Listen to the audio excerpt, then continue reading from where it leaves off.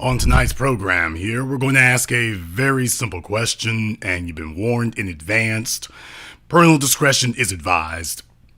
We're asking a question here.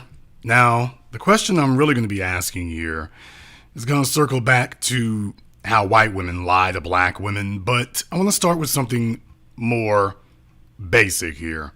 Do black women trust white women's advice? And I think that's an important question to ask here.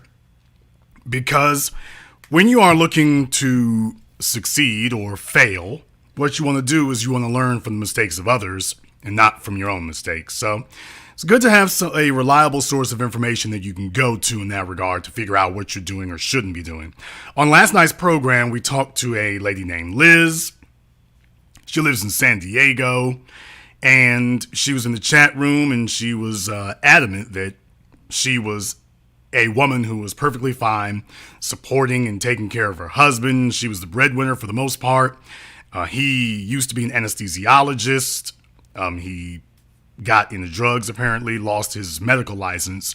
So she has gone to work in his place, and she is now basically the majority of the income in the home. And she was weighing in to tell us all about how she was perfectly fine with that and how that was perfectly okay. And one of the lessons that we learned as black people is when white people catch a cold, black people catch pneumonia. Something that is just a passing fad in white society becomes holy writ among black people a lot of the times. And when you hear something like that, when she's saying, I'm perfectly fine doing what I'm doing, that's okay, that's all right, we're perfectly fine with that. You then have to ask the question, well, when black women hear this, because Liz is a registered nurse, so she obviously is going to work in proximity to, potentially in proximity to black women, but definitely in a field where you're going to run into a lot of black women. So the question then becomes, how much to heart are they going to take that? Now, in all candor, Liz certainly was displaying a lot of helpfulness where her husband was concerned. A lot of females would have been like, okay, as soon as he's lost the bag or as soon as he's no longer producing at the level that he was, we're going to go ahead and call it a wrap. Liz didn't do that. Liz has ostensibly stuck around. She has ostensibly been very loyal in this regard. And she hasn't expressed that she has currently any desire to leave her husband. So she's planning on sticking it out. And certainly under those circumstances, that's admirable. The question here becomes, do black women trust white women's advice? Do they trust it? Do they believe it? Because on the one hand, you'll have people's advice, and on the other hand, you'll have what the men are saying. So the real question is, which one has more credibility and has more weight with you? Their advice, or your experiences, or what the men say, or whatever the case may be. That's the question I wanted to ask you tonight. Do black women trust white women's advice? So what I've done here is I did invite Liz to come back on with us here. So I've been waiting for her to respond to me in that regard when she's ready to be on. And I'll go ahead and bring that up so that we can go ahead and get her insights into this. Because certainly, like the song says, it's working for them. But what I want to do is I want to have a discussion with you all first about that.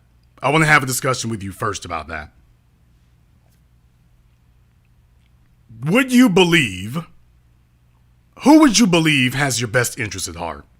That's the first question. Who would you believe understands your experience and has your best interest at heart? Who would you believe has that?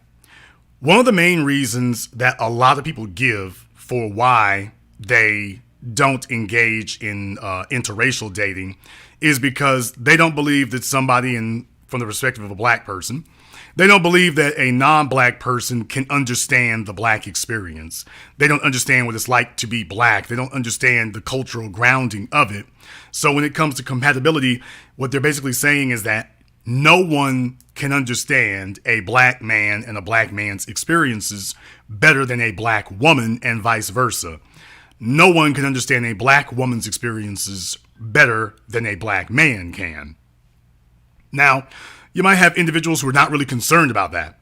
That might not be very much of a concern for them at all, in which case you really then need to ask, okay, what are they after, or what do they actually put any sort of credibility into?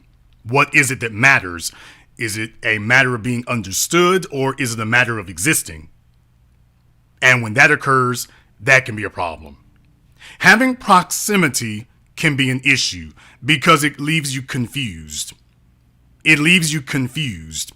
These things that work for non-black women, the things that work for them or the way in which it works out for them, it hasn't worked out for black women the same way.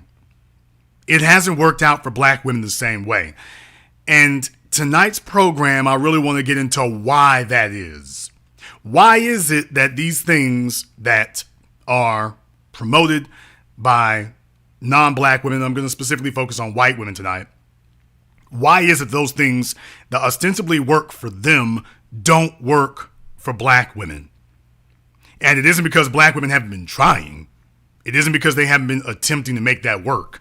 The real question is, why is it that it's not working? It is backfiring terribly. Why is that? Is it just that, well, you're doing it wrong? Or is it that it can't be done? That's the question I'm asking. Is it just that you're doing it wrong, or is it that it can't be done? Is the advice that you've been given actually reliable? Is it something you can actually count on, or is it a bit of sloganeering? And that's the question I was asking here tonight. Now, during my conversation with Liz, you all were not able to see everything. You weren't able to see everything that I could see.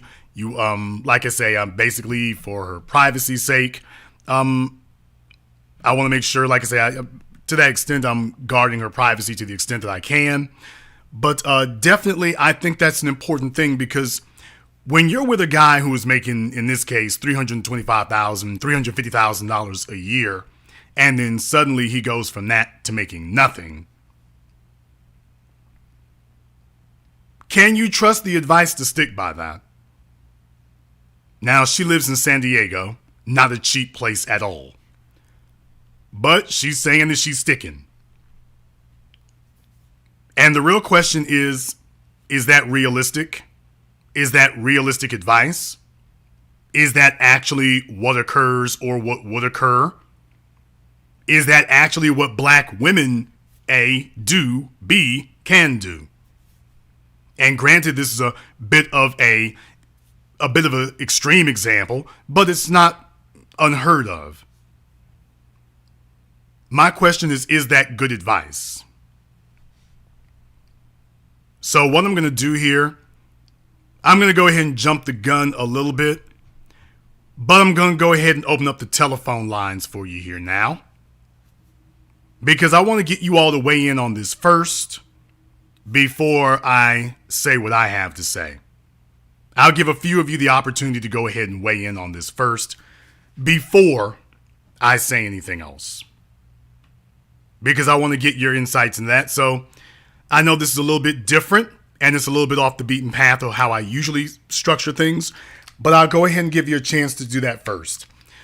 The number is 646-787-1933. That's 646-787-1933.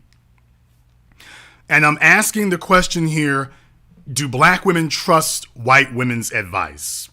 Because as black men, you've heard a lot being said that this sisterhood, and when you had feminism happen and whatnot, you have a situation where there's been a competition in that regard about whose opinion and whose thought processes hold sway where women are concerned, where black women are concerned.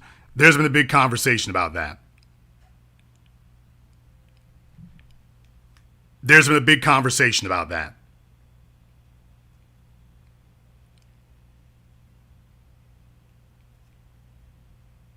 Okay, I've gone ahead.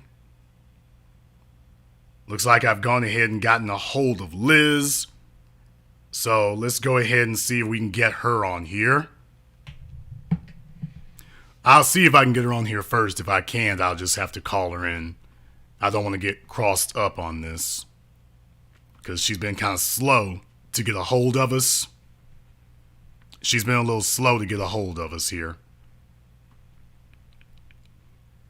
While I'm waiting on that here, I'm going to go ahead and take a phone call right quick from the phone lines. Let me go ahead and grab caller from area code 281.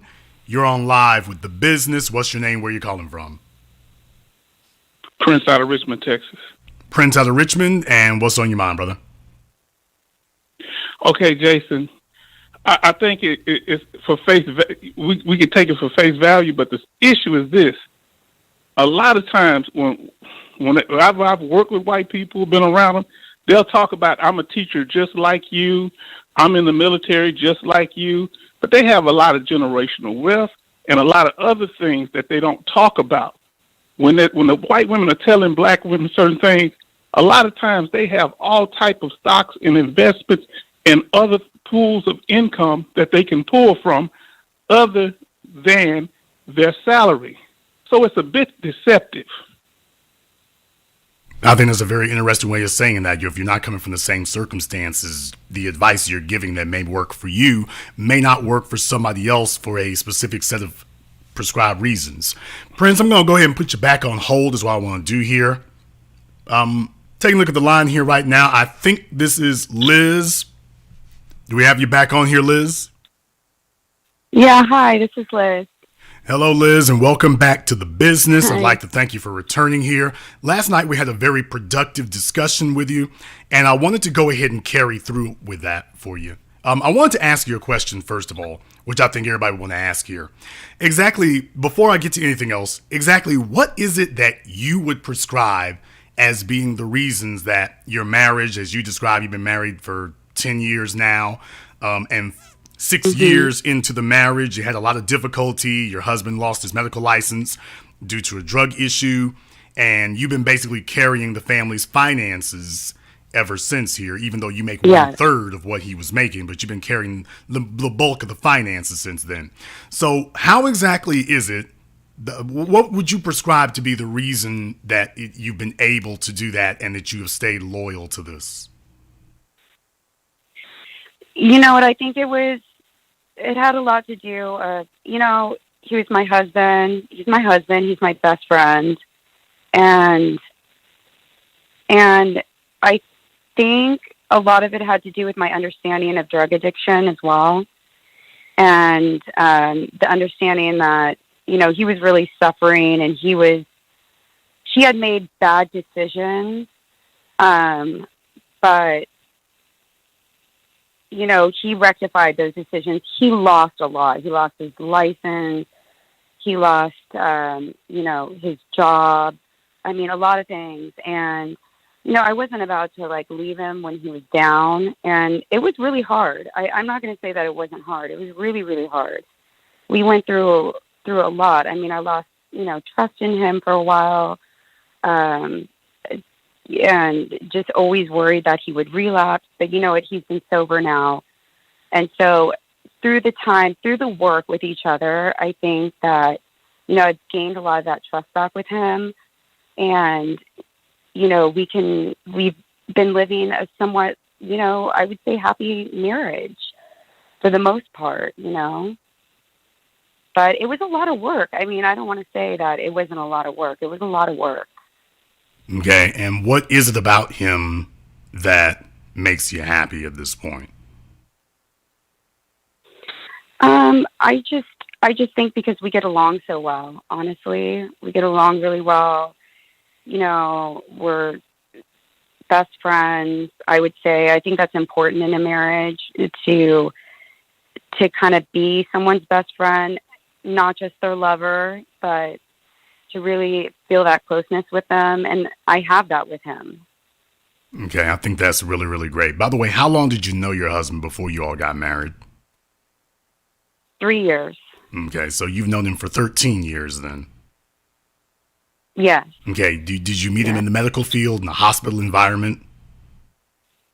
Yes, I did. Okay, so you all met in the profession that you're in. All right, great. And by the way, everybody listening here, make sure you hit my likes. I know y'all are listening in and everything, but I know it's great. Go ahead and hit my likes for me. The haters are trying to keep my likes down. All right, now, Liz, I wanted to ask you something else here because we really like to discuss about the advice here, okay? And I think this is really, really important. We like to discuss about the advice. As far as that is concerned, because I really am curious about how this translates to other women.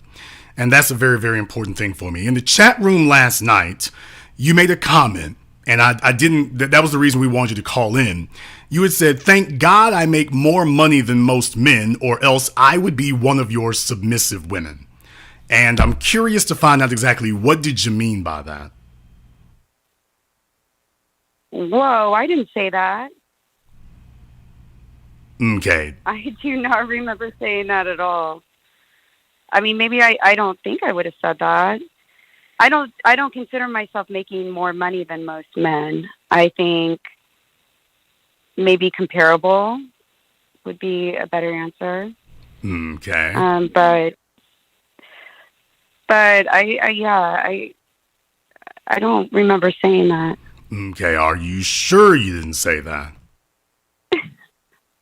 That doesn't sound like something I would say.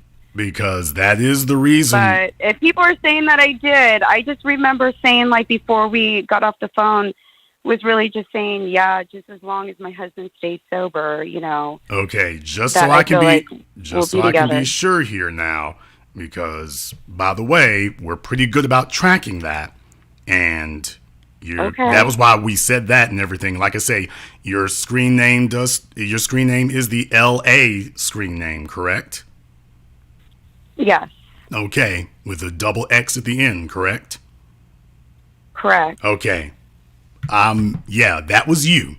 You said, and quote, "Thank God I make more money than most men, or else I would be one of your submissive women." So, yes, ma'am, we actually that was the whole reason we had you call in, because we had screen captures of that. So, I just wanted to make sure that was exactly what was said. Okay.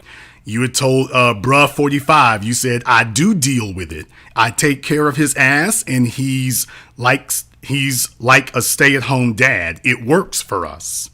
So those were that's true. Right. So my thing is, you put a lot of credence on the part about, I make more money than most men, or else I would be one of your submissive women. Maybe this has jogged your memory a little bit. It really hasn't, but I'm going to go with it because, I mean, I honestly, I don't know. Okay. So you're saying now at this point here, but I'm willing to discuss it. Are you saying that you do not agree with that position, that your income allows you to opt out of being submissive? Oh, God, this is why I have a hard time thinking that I said that, is because even if I made less money, I think being a submissive woman is a choice. I don't think it has anything to do with how much money you make. Okay. Well, so that's kind of what's confusing me on why I said that. Okay. That's perfectly fine. So you do not agree with the position that simply because a woman may make more money than the man that she's with, that gives her the ability to opt out of submitting to a man? Well, I mean, what do you mean by submitting to a man? What do you think submission to a man means?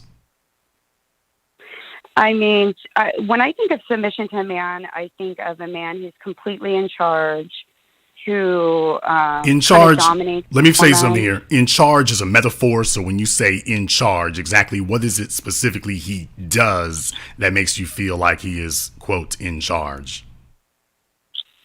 Like, tells you what to do, right? He tells you what to do. I just think I think of you having to do everything that he tells you to do. You don't have much of an opinion about it. There's not much conversation about it. It's just kind of like you do what you're told, and you listen. Okay. That's what I think. Let me find out here. What is wrong with that?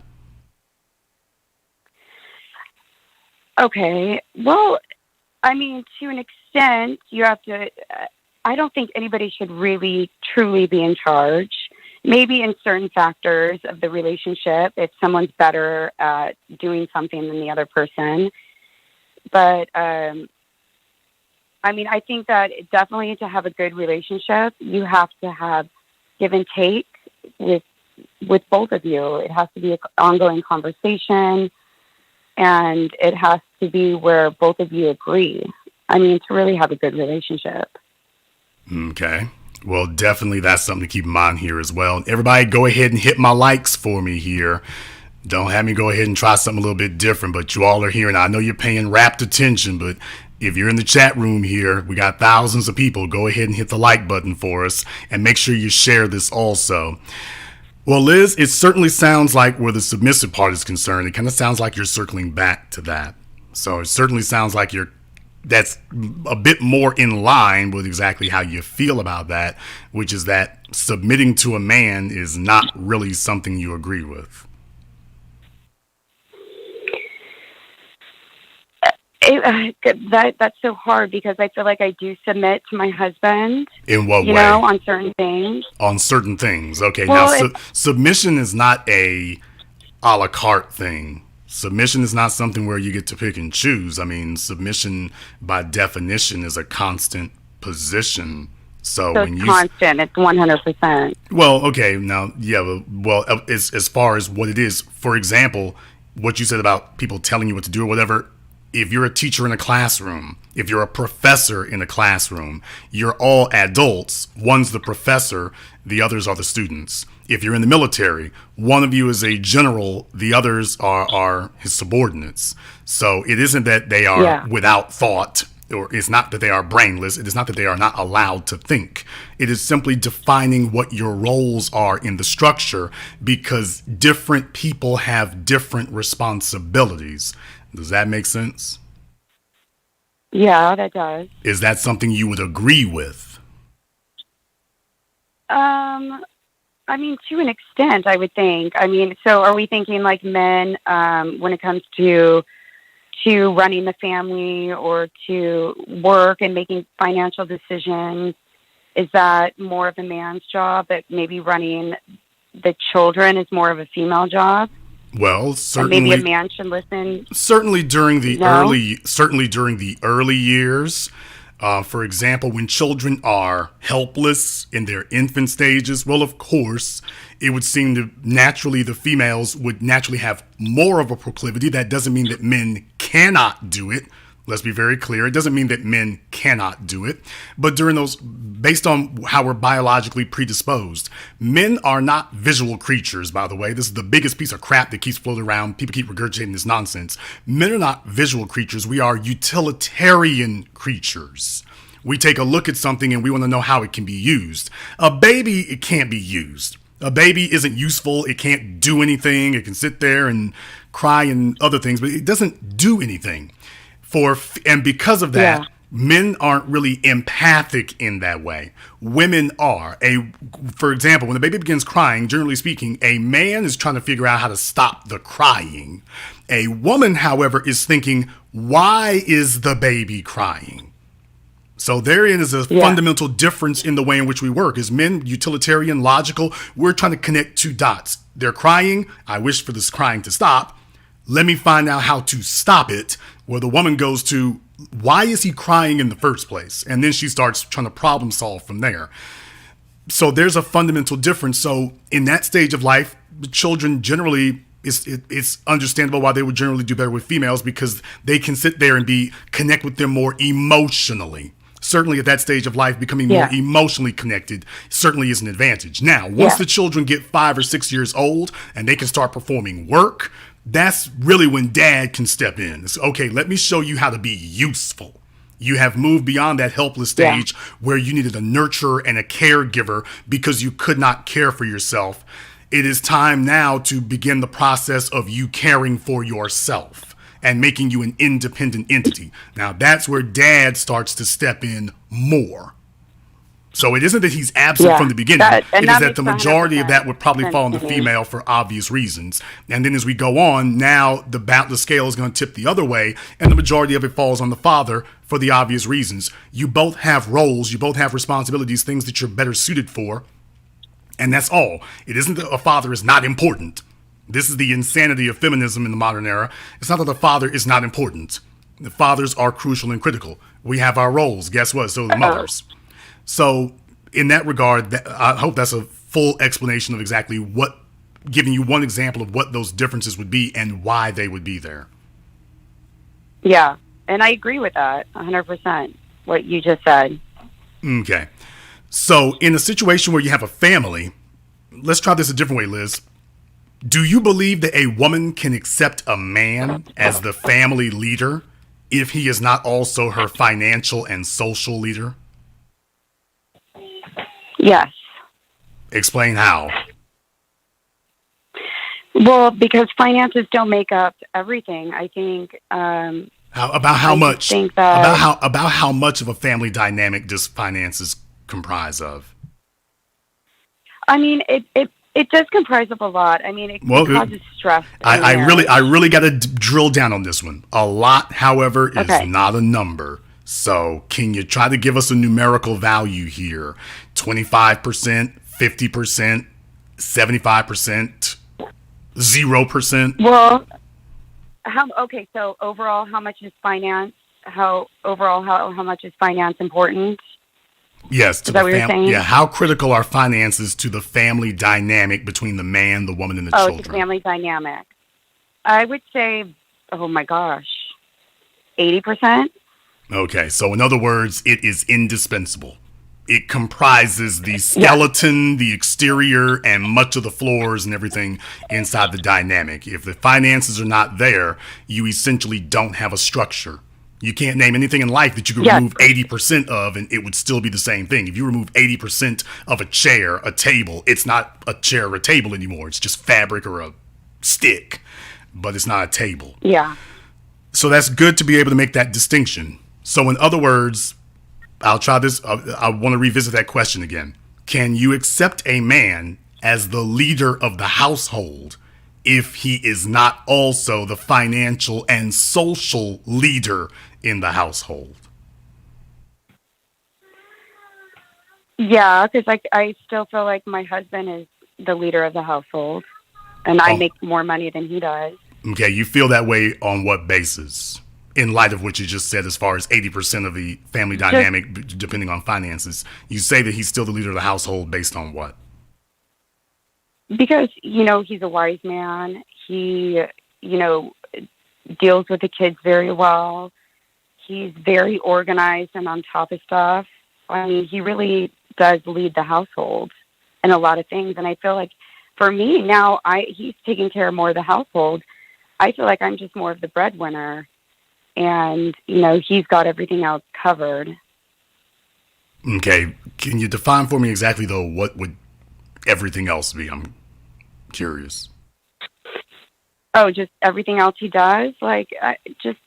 He's just on top of things. I mean, he runs this place like a tight ship, and we listen to him, but he listens to me too, though. So it's a very, back and forth relationship. I think we have a good relationship that way. Okay. Now, your children are still relatively young. I mean, they're not teenagers yet. I think one is 4 and one is 6. Yes, correct. Okay. So if it were the way it were before, would you consider that to be a preferable position where you instead would be the stay-at-home mom and he freed you up to do that? No. I really wanted to stay home with my kids. So I don't find it, a preferable, position. I would prefer him to, continue with his old job that he had. Right, that's what I'm saying. That's what I'm saying. That would you? That's what I said. Would you prefer to be able to switch things back the way it was, where he was, where he would be the financial leader in the home and taking up all of that, and you instead would be basically serving the position he's in now? Yeah, I would. Now, would you consider that to be slightly preferable?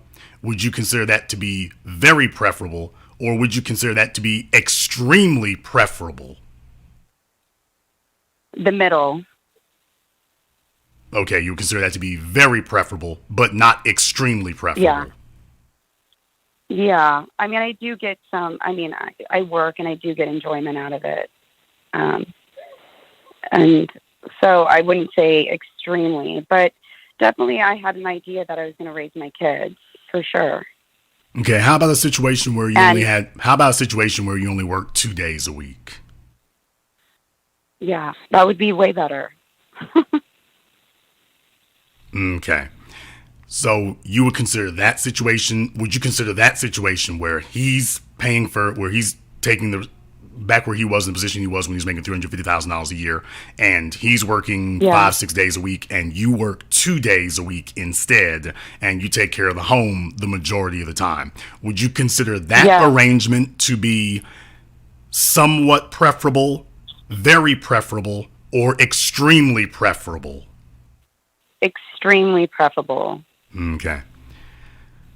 Then I would only want to ask you one more question here. Has anybody in the last 4 or 5 years made to you such an offer and inference? I mean, I know this is an adult question, but we live in an adult world. So has anybody really kind of made that type of inference to you that, hey, I heard old Brad was on hard times and, you're a pretty good chick. So somebody else might be able to make your life a lot easier. Has anything like that happened? Not necessarily, but I have had women tell me that they would have left their husband. And I've had women say I would have left him. How many of them?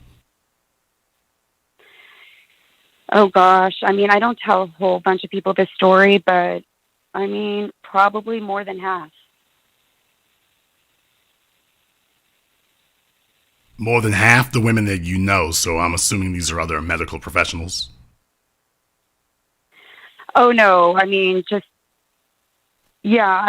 other medical professionals, friends, even though my friends really like them. I get more not like them digging against him, but just people saying, well, if my husband did that, I probably would have divorced him. Okay. So basically we have this dichotomy here. We do have this dichotomy here. And once again, Liz, I want to thank you for your candor in this regard, because that's very, very important. Once again, we have this dichotomy, though. On the one hand, she's clearly expressed that she would like to have a traditional situation where she could stay home with the kids and do that, a traditional female position in this regard. And on the other hand, she bristles at the idea of being submissive to her husband. So on the one hand, we kind of got cross signals going on in that regard.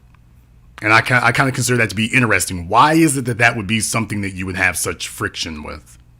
Because that's basically what you have stated. You have basically stated a situation where that's what's happening, but yet to come out and say it, you are resistant to it. Why?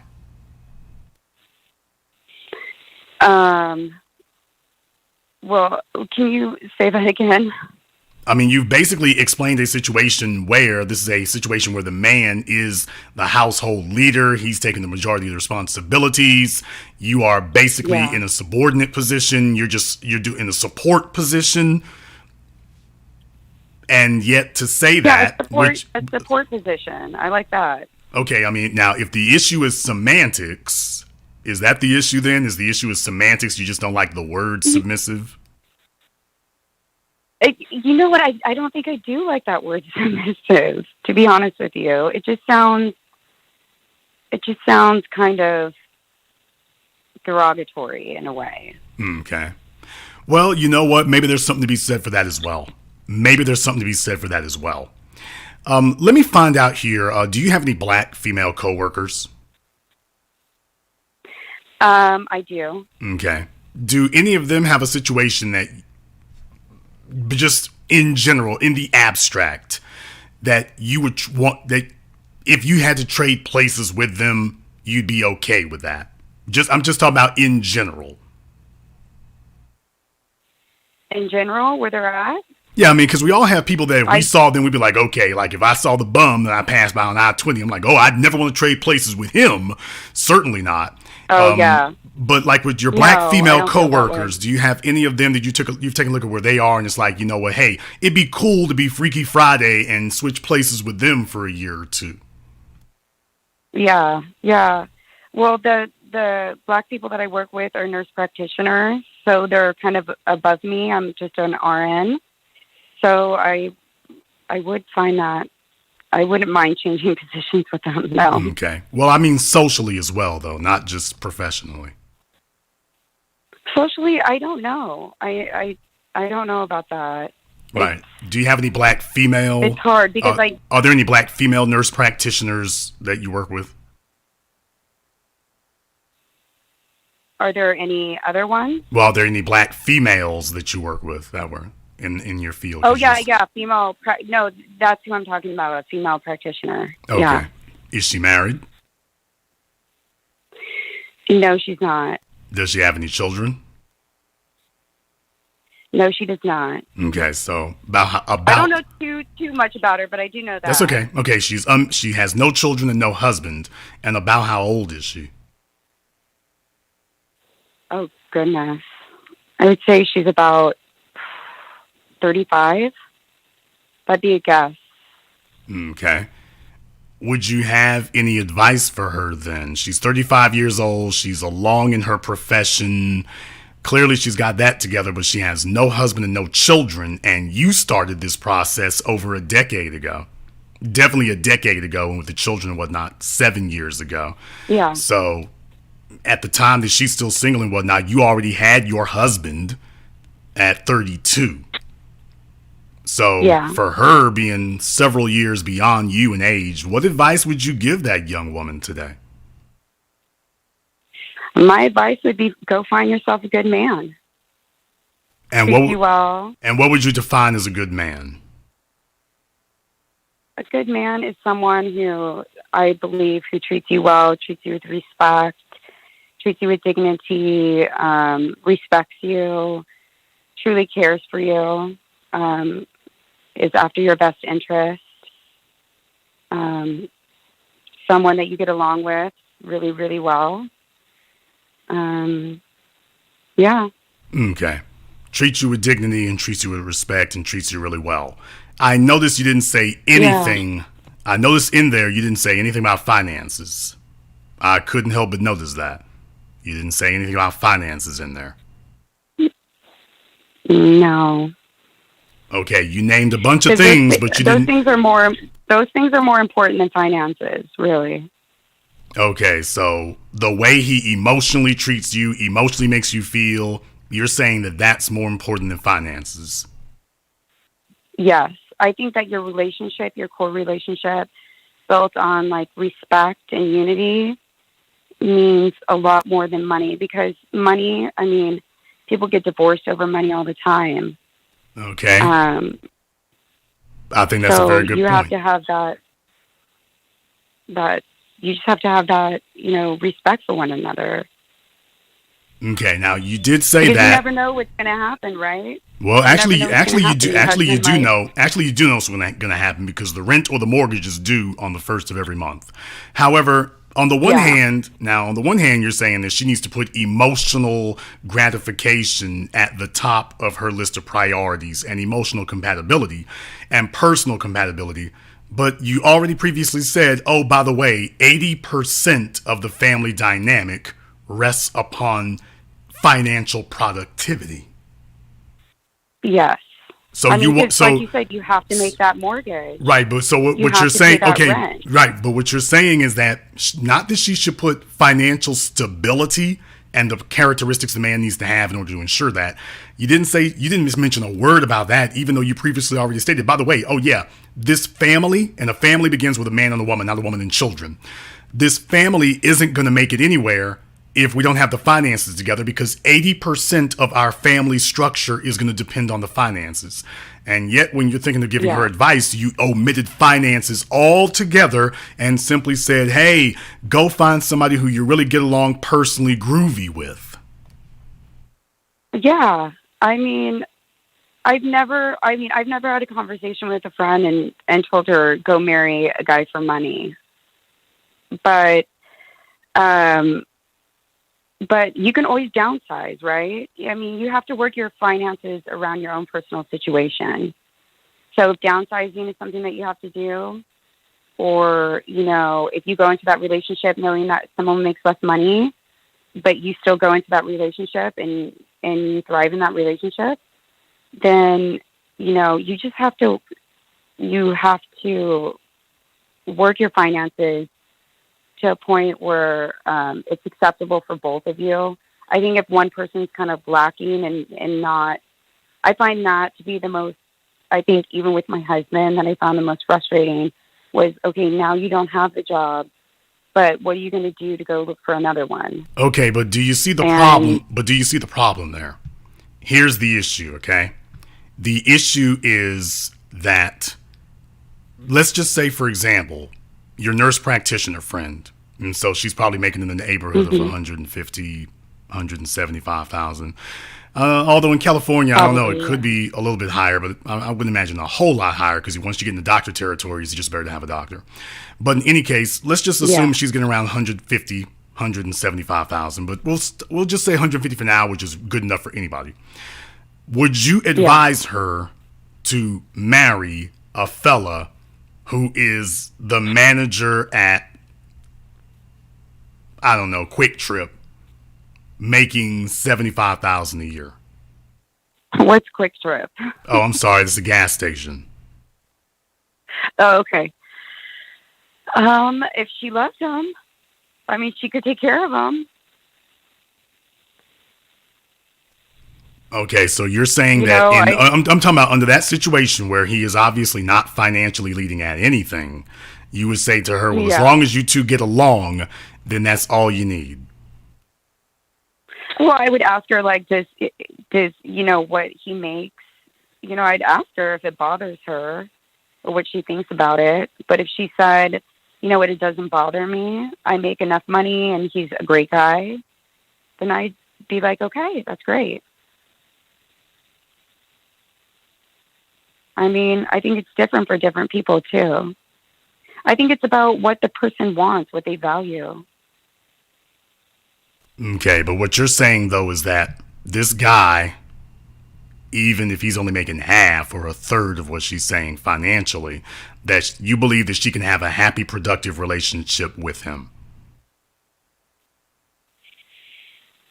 Well, I'd like to think so. Okay. I mean, I don't know what the statistics are, to be honest with you. 80% of marriages are dissolved by women, and 70% of divorces are 60 to 70% are over finances. Yeah. Depending on which study you're looking at. The majority of divorces are filed over finances, and the majority of divorces are filed by women. So therefore, women file divorce because of finances. Yeah. There's got to be more to that, though. Well, okay, the real problem here is that you can always get into nuances, but the bottom line is she feels that there was a concrete financial situation that was not met or she wasn't satisfied about.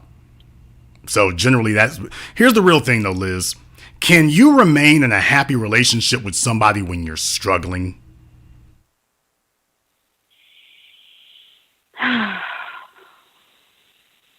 I think that if you're not at your best self and you're struggling, I think it's going to make it hard. And therein lies the point. Are you talking more like financially struggling? Well, I'm talking about an overall relationship. Can you and the man get together and stick together and you're going to just march off into the future happily? Can you do that when you're struggling financially? Struggling financially? I don't know. It was difficult for my husband and I when I was very stressed about, finances. So it wasn't a happy time for me. So I think no, you can't be. Okay, now you say that you were. Are you saying that you don't think you all are financially struggling now? No, not as badly. Okay. No. I got a better job. I made a little bit more money. Right, yeah. But that wasn't what I asked, though. Do you think that you are not financially struggling now? No, we're not. Okay, you're saying that right now. We're very tight. We're tight, but we're not. Right. We're tight, but in your opinion, we're not struggling. Yeah. Okay. Let me ask you a few questions in that regard so I can clarify that, Liz. I just want to be clear about that. You're 42 years old. Do you have a 401k, IRA, some type of retirement account? I have a pension. So yeah, I have a pension. Okay, how long? Okay, how long you been paying into the pension? Because you were saying before that you weren't working. I'm not really clear on how long you weren't working. Okay, you're very perceptive. I do what I can. I have been working at my I've been working at my new job for about 3 years. So I've been paying 3 years into a pension, and I have a very small 401k that I was putting money into beforehand. My husband has a 401k though that he put quite a bit of money into while he was working. Okay, so you've been putting money into your pension now for 3 years. Yeah. Okay. Now, under that math, now you say it's a pension, so do you work for a state hospital? Yeah, government hospital. Yeah, okay, that's University fine. of California Hospital. Well, you don't have to go into details. It just is, like I say, if it's a pension, because there's not companies, private companies don't really do pensions anymore. I just want to this is not for my edification. Yeah. This is for everybody who's listening in case they're not aware. She's not working for a private company. She'd be working for a government agency. They're the only ones who would still do that at this point.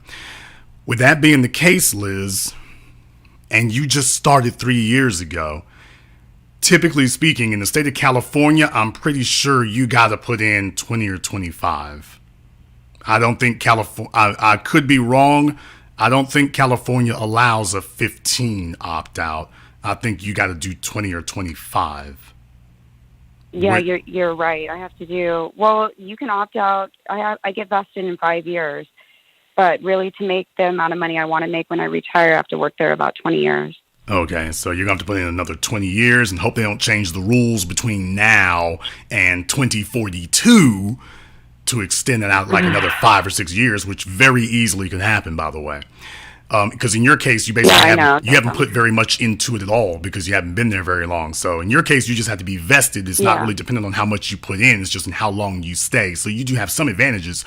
But the bottom line is you're going to have to work. You can't really miss a bunch of time. You can't take a hiatus.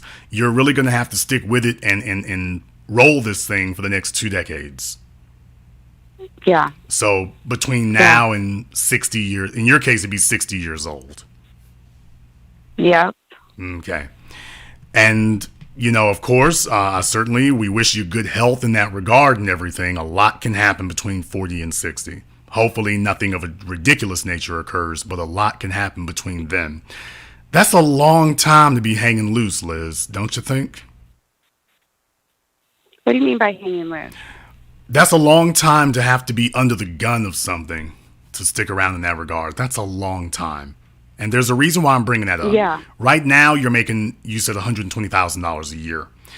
Are you still going to be able to make it in San Diego on $120,000 a year? Can you put aside for the kids' college if they're, God forbid, you have to buy another car or something else come up? I'm not even going to get into health ailments. I'm just talking about typical expenses that people have to shoulder and whatnot. Are you still going to be able to make it in San Diego in 10 or 15 years? Because there's a bunch of people who thought they were doing real good in San Francisco, and we all saw how that went. So will you still be able to make it in San Diego in 20 years on $120,000? And you say your husband has a 401k, but you also said he's only working part-time. So how much can he actually even contribute to it? So... Oh, the majority of the money he contributed to in his 401k was when he was working as a doctor. Okay. He hasn't contributed anything since then. But he's he wasn't really a doctor that long though. No, he was about 10 years. Yeah, he wasn't really a doctor that long, so there's not really he's in no way ready to retire on it. And it's not going to be ready for him to retire. No. It's not going to be ready for him to retire in 10 years or 20 years, to be totally honest. He wasn't paying in long enough. The reason why I'm bringing this up, Liz, is because now we get into mathematics, and the real issue is, okay, you live in California, you live in San Diego. I don't know what kind of car you drive. Are you comfortable with it? You know what? You don't have to. Go ahead, give me the make and model. Go ahead, you might as well. What's the make and model? Oh my goodness, it's a 2009 Lexus. Which one? No, LSES? 2013 Lexus. LSES Yeah, it's an old ISGS? one. I mean, which one? LSES ISGS? SUV? Oh, it's the first one you said. The LS? Yeah, the LS. Well, LS, yeah, okay. So that's the full size one, which is cool. That's great. Very reliable. It'll last a while. Liz, do you still want to be driving your 2013 Toyota Lexus LS when you're 50? No. Okay, so No, I Liz, don't. would Liz like to trade in her 2000 when by the time she's 50 in 8 more years, that'll be 2030. Does Liz want to trade in her 2015 Lexus for a 2022 Lexus when she gets to 2030? Or would Liz like to trade it in for a brand new, probably going to be electric one at that point with all the bells and whistles? Yeah. Well, I'd like to turn it in for a new car. That's for sure.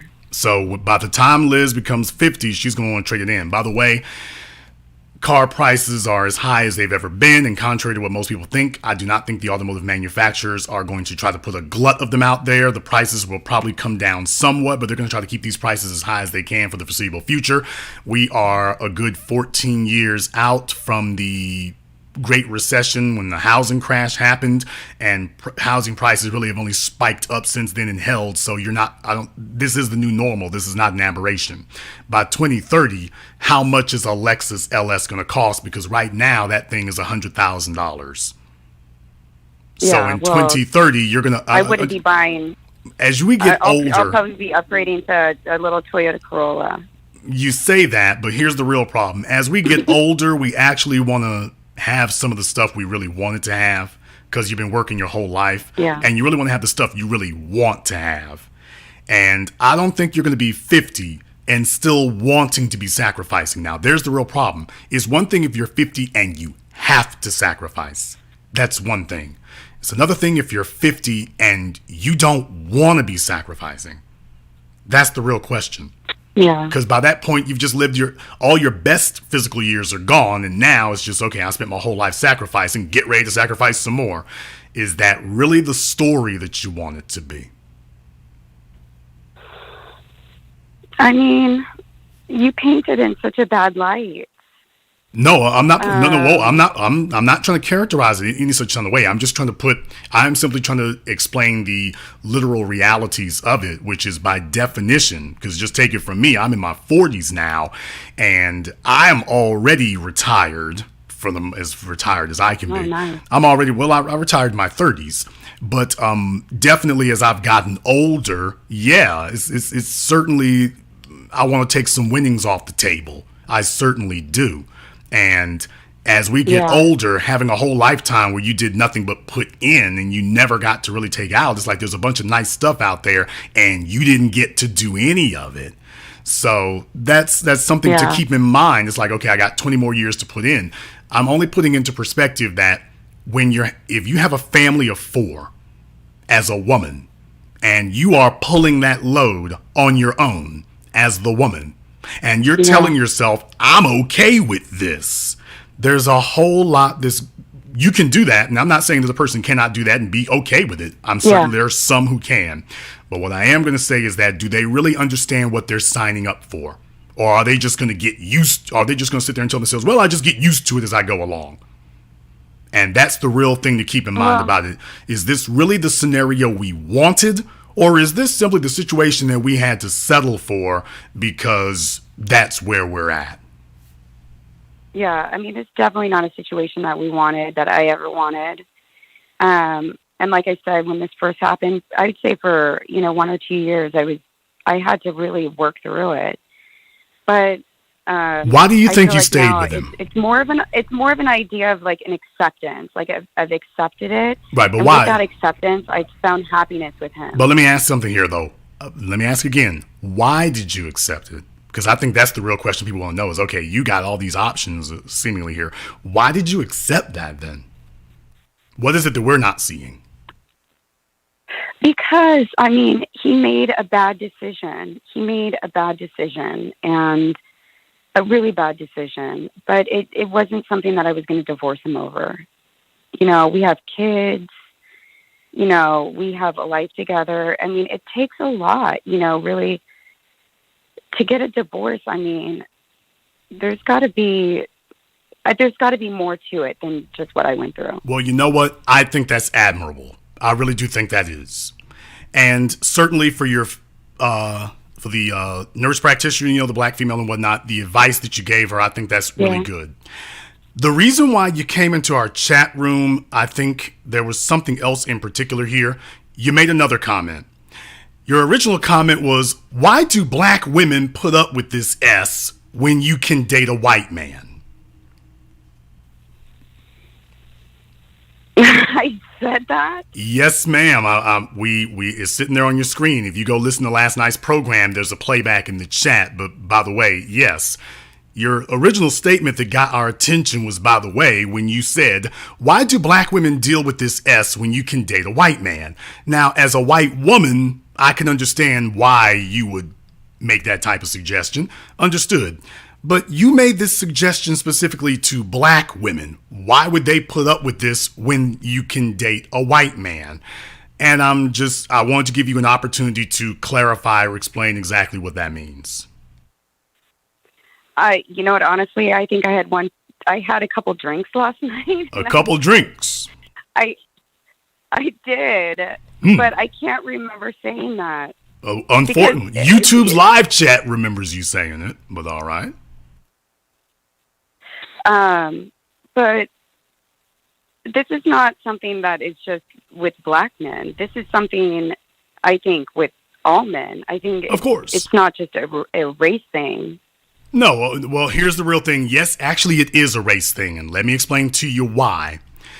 First of all, okay. I've had a few drinks last night. Understood, but I'm also sure that you're familiar with the Latin in vino veritas. A vino veritas, in wine truth.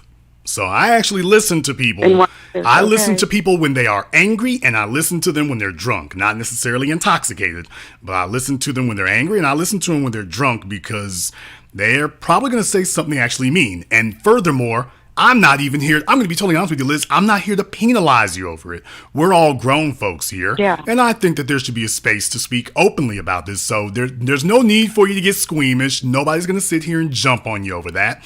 But let's have a real discussion here for a moment. You're a 42-year-old white woman. You are married to a doctor who lost his license because he got addicted to drugs. You came into a room here, and your suggestion to black women was, well, why do you all have to put up with this S when you can date a white man? And then when you take a look at it, you take a look and see, well, who's the white man that Liz is with? And then we see exactly where she is. And then she says, oh, thank God I make more money than most men, or else I would be one of your submissive women. But Liz is the most submissive woman in the room, because Liz is literally carrying her white husband. She's literally, this guy was making 3 times what she was making. Now she's literally carrying him and telling black women what they don't have to do. And that there will be a white man to ride in and do that. And my first question would be, well, Liz, they can get them a white man. Are you suggesting that they get a white man like yours? Okay, now, so I do remember what you're talking about. That I'm going off our conversation, but you're going off my chat. Okay, so I do remember that. And I think that when I had come in, it was just everybody was, when I had first come in and I started with the chat, and this was before I talked to you, I felt like there was a lot of I felt like people were, really coming up and really putting down women. And so that was my initial response. But until I talked to you, it was a very different story. Well, I'm very glad to hear that. But focusing on that, I think this is actually a rather profound moment here, and I'd like to dissect that. Because here's my thing. You just said, well, I thought they were being very negative on women. We're in a situation right now where people characterize men, and particularly black men, that when we actually say what it is that we want, and we actually say exactly what it is we're trying to have, that gets regarded as a negative. It's always painted as a negative when black men say they have standards. When black men say we actually have requirements, it's always being promoted as a negative. However, in the dominant society, in white society, that's not the way that goes. And what I'm saying is that black women have been bamboozled. They've been bamboozled because the rest of the world is telling them that things on their side of the fence are radically different from the way they are over here. And they're making suggestions to black women that they themselves would never do, and giving advice that they would never follow. You would never leave your husband simply because his money went low. Now, there would be, in your case, you didn't leave him because he got on drugs. You didn't leave him because he screwed the pooch in his profession. You didn't leave him because he went into financial collapse. You didn't do that. And by the way, I consider that to be the worst form of being mistreated. Let's be really? very. So you think that I should have left him? No, let me, I didn't say you should have left him. Let me repeat what I said last night. I never tell anybody to leave their husband or their girlfriend. I don't tell anybody to leave who they're with because I ain't gonna snuggle up with you. So, no, you might need to just stick there and stick it out because, well, Jason, you told me to leave him, so I'm coming to your place. No, you ain't snuggling up with me. So, you better stay with him because he's gonna snuggle up with you. I'm not gonna do it. So, but there's the difference. I'm not gonna give you advice that I wouldn't want to live under.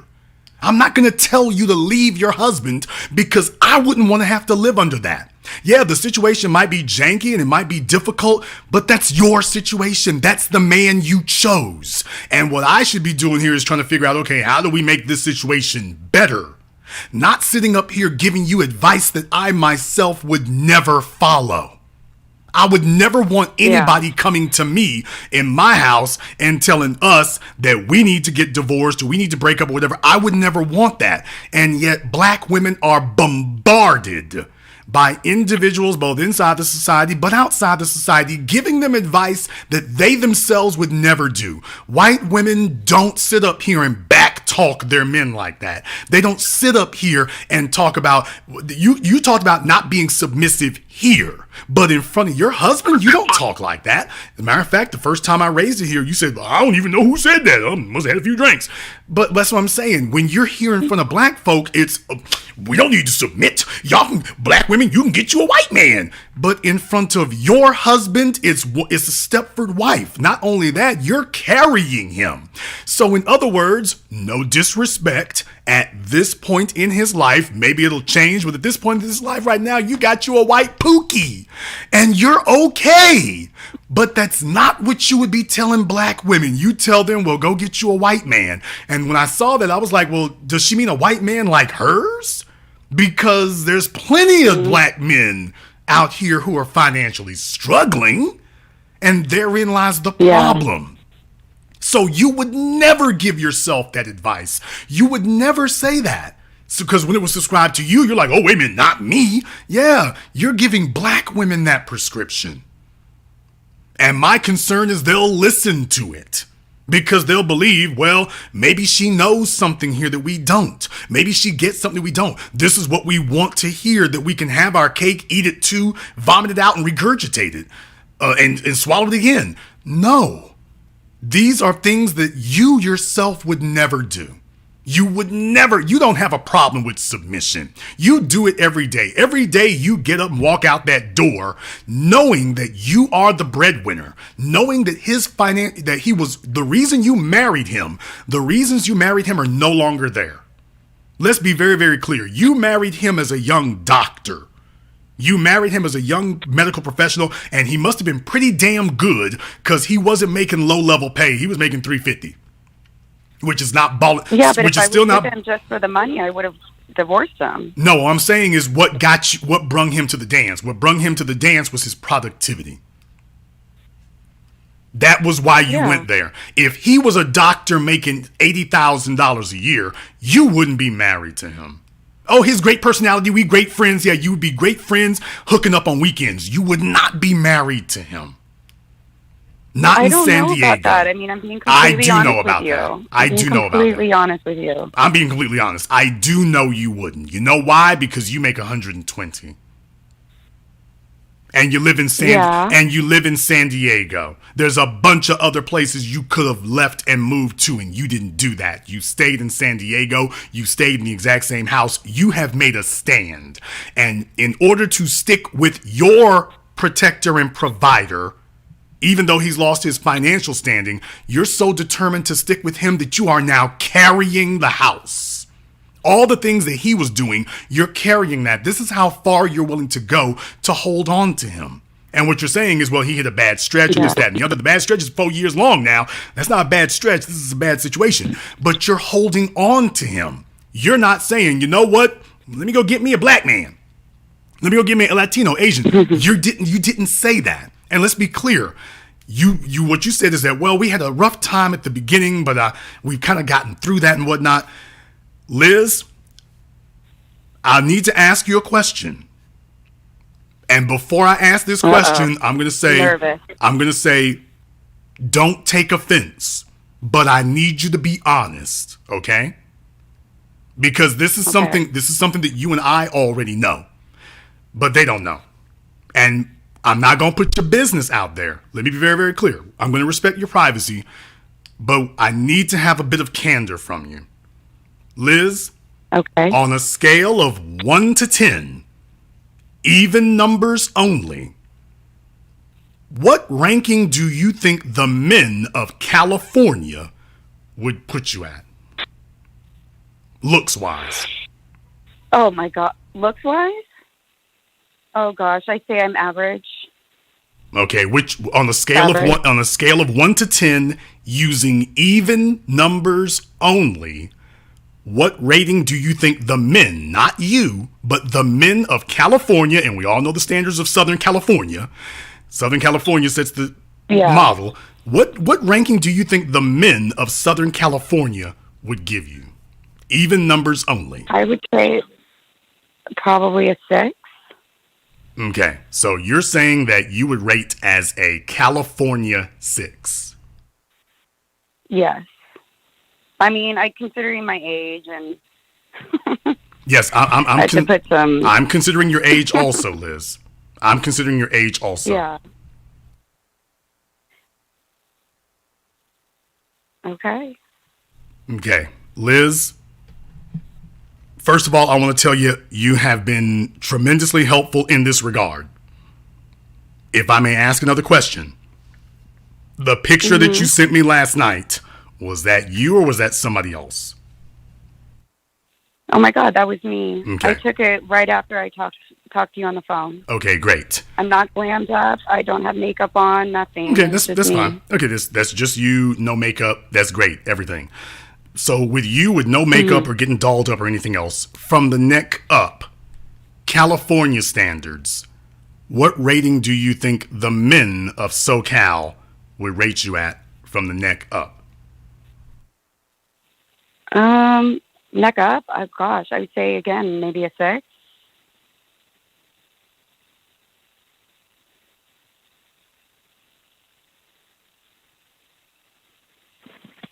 Okay. All right, Liz, so let me get this straight. What you're saying is that you believe that by Southern California standards, you would be right below an 8. Below an 8. Oh, God. That you are right below 8. 6. So there's a perfect 10, and below 10 is 8. And you believe that you are right below 8. Well, no, you said even. Yes, only. I did. I yes, would give ma'am. myself a 5, but that's not even. Okay, 4 isn't. 4 is even. Okay, well, yeah, I'd say probably. I mean, I don't know. I consider myself so average. I don't think I'm ugly. I don't think I'm very pretty. Okay. It's just very average. Let's try this a different way. Name somebody that we all would know that you would say, rating-wise, you would consider yourself to be comparable to. Since you said that you're a Southern California, you said you're a Southern California 6. Okay, because by the way, you don't want to be a Louisiana 6. Okay, that's going to be a totally different thing. And I'm from Louisiana, so I know that which I speak of. You're in Southern California. Can you name for me a celebrity female who you also consider to be, that you think would be a Southern California 6 also? So we have a common frame of reference. Oh, dear goodness. Oh, my gosh. I've never thought about this question before. I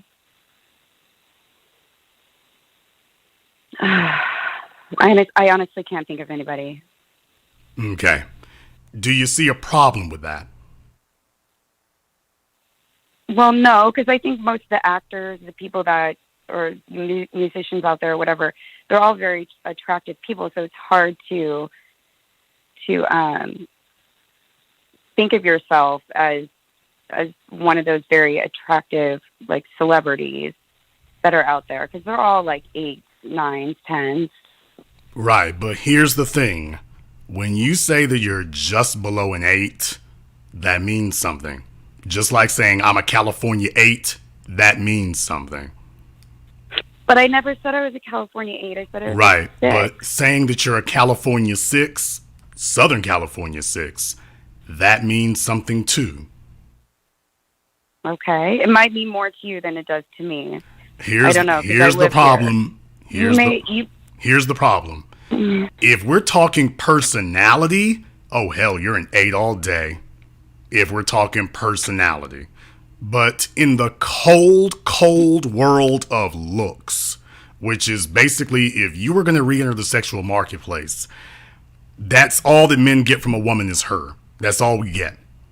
And what I'm saying is that when it comes to being competitive in that manner, let's just say it like it is. If you needed to pull another doctor making $350,000 a year, based upon all the other competition that you have out there, all the other Southern California 6s, you believe that you would be competitive against them? Yeah, I do. Okay. I do. I'm going to be just totally... Like I said, that picture is not of me dressed up. Right. It's me at nighttime. It's not me looking my best. That's just me, very plain Jane. Right, and but here's the thing. Plain Jane. Here's the thing, though, okay? I'll let you finish explaining in a moment, but let's be very, very clear. Without a 10 is a 10 because they look that way, they woke up that way. That's what makes a 10 a 10. If you're only an 8 after you get made up, then you're not an 8. And if you're only a 6 after you get made up, you're not a 6. You see what I mean? I agree with you 100%, but you're comparing these California girls who are you seeing them? You're seeing them with makeup on. You're seeing them all dressed up. No, ma'am. I'm not doing that. What I'm saying, there's a difference between getting your hair done and getting, quote, made up. There's a difference between those two things. There's a total difference between that. That's perfectly fine. You can send me another picture here, and I'll be glad to take a look at that as well. However, I'm trusting what I'm seeing here, and like I say, let's just go with that. I'm trusting what I'm seeing here, and that's what I'm saying. I don't want you to take offense because I'm not trying to do that. I think you've been a great person to talk to. I think you have a sterling personality. If I have to judge, however, your viability in the sexual marketplace, your ability to go back out there and pull another anesthesiologist knocking down $500,000 a year, I gotta take a look at that. And just going off of that alone, and that's why I'm saying, put your big girl pants on here because it's going to be a bit of a bumpy ride. Okay, I'm wearing them. It's going to be a bit of a bumpy ride. But Liz, it's my policy that I don't give out rankings, okay? When I get asked about that, I try to avoid that. If a female just demands that I give her one, I might give in and just be like, okay, you should be aware that whatever you think you are, that's probably not the case. It's my policy, though, that I don't really do rankings like that necessarily. I just correct people if their ranking is not accurate. And in your case, Okay. for a guy who has been to Southern California, let's take this as a Louisiana boy hopping off the plane at LAX, and I'm seeing dimes working at the damn counter at Enterprise. And I'm not just talking about because they just look better than Louisiana. I globetrot, so I know that of which I speak. There's a reason California's on a different level. And what I'm saying is, I don't know what the situation was 10 years ago. I didn't believe you were a size 4 until you sent me the picture. I believe that, taking a look at this picture, I believe you're about 5'9". Would that be? No, I'm 5. No, that's not accurate. I'm 5'3.5". Okay. Based upon what I would see as the weight distribution, that's the reason why I would say you look like you're about 5'9". And I'm not saying this to be disparaging. What I'm saying is you have a rather slender face. Your face, you're slender, Yes. your bone structure is very prominent. And what I'm saying is, if you needed to go back out and pull another anesthesiologist making $500,000, what are your chances, in your opinion? You know what? It's kind of funny because I know a lot of doctors that I work with, and you'd have to use somebody better than a doctor, because doctors they don't always marry the most beautiful women. You're correct. You're correct, but however, you were able to pull a doctor a decade ago. Yeah. Yeah. Hold on. JoJo Dancer, your life is calling. I think so. I don't know what that is. The reason why I say... Are you calling me down for dinner? I think I'm getting called down for dinner. Well, I won't keep you too much longer here then. I don't want dinner to get cold for you. I think that's all very interesting in that regard. And by the way, I'm sure that it was spontaneous here. Certainly in this situation here, I certainly think that you've stayed with your husband. You've been really, really good about that. That's great. Going forward, though, if you had to pull another one, I just wonder what you think your chances would be, what the viability of doing that would be. If we think you'd be highly competitive, or whether it's like, okay, there's not really a lot of options out there. I mean, I could definitely, okay, so pulling off like another doctor, anesthesiologist, I don't know. I don't know. But, I could definitely pull off and find just like any normal, kind of middle of the road guy who, has a regular job, Oh, I certainly believe that. If I may, Liz, I'm going to be I have to be brutally frank about it. I've been to Southern California many a time.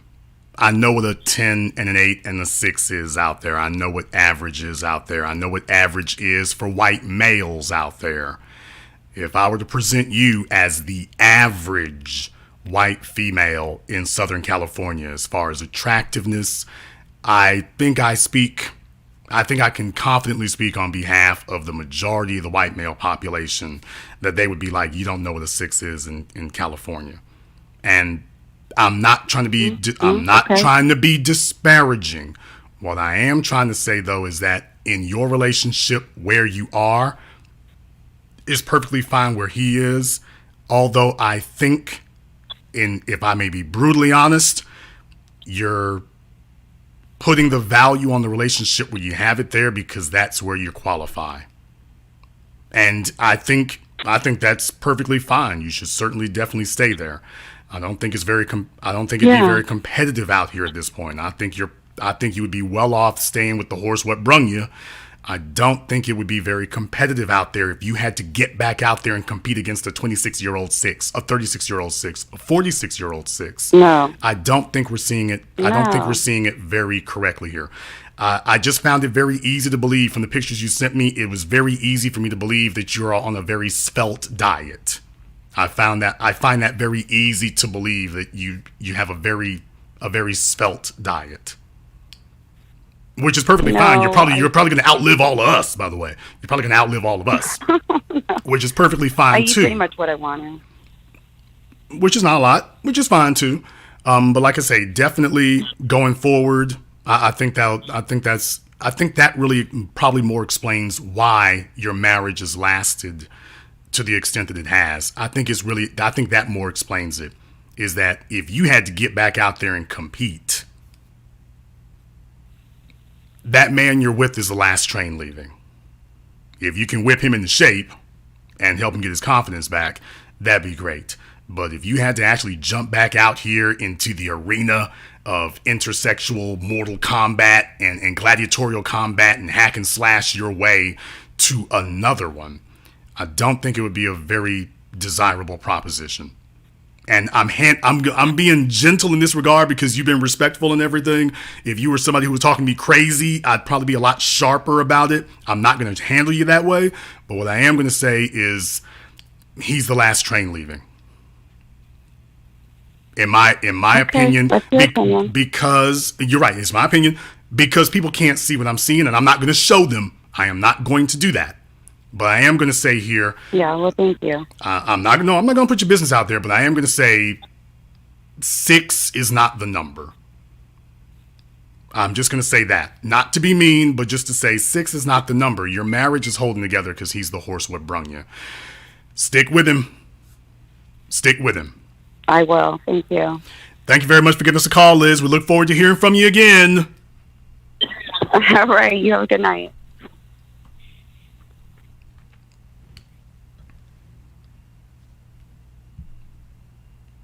I was not disrespectful. I was not mean. I was not disparaging. You all cannot see what I see, but what I will say is Southern California 6, no. Not at all. I'm sure she's a wonderful nurse. I'm sure she is a wonderful medical professional.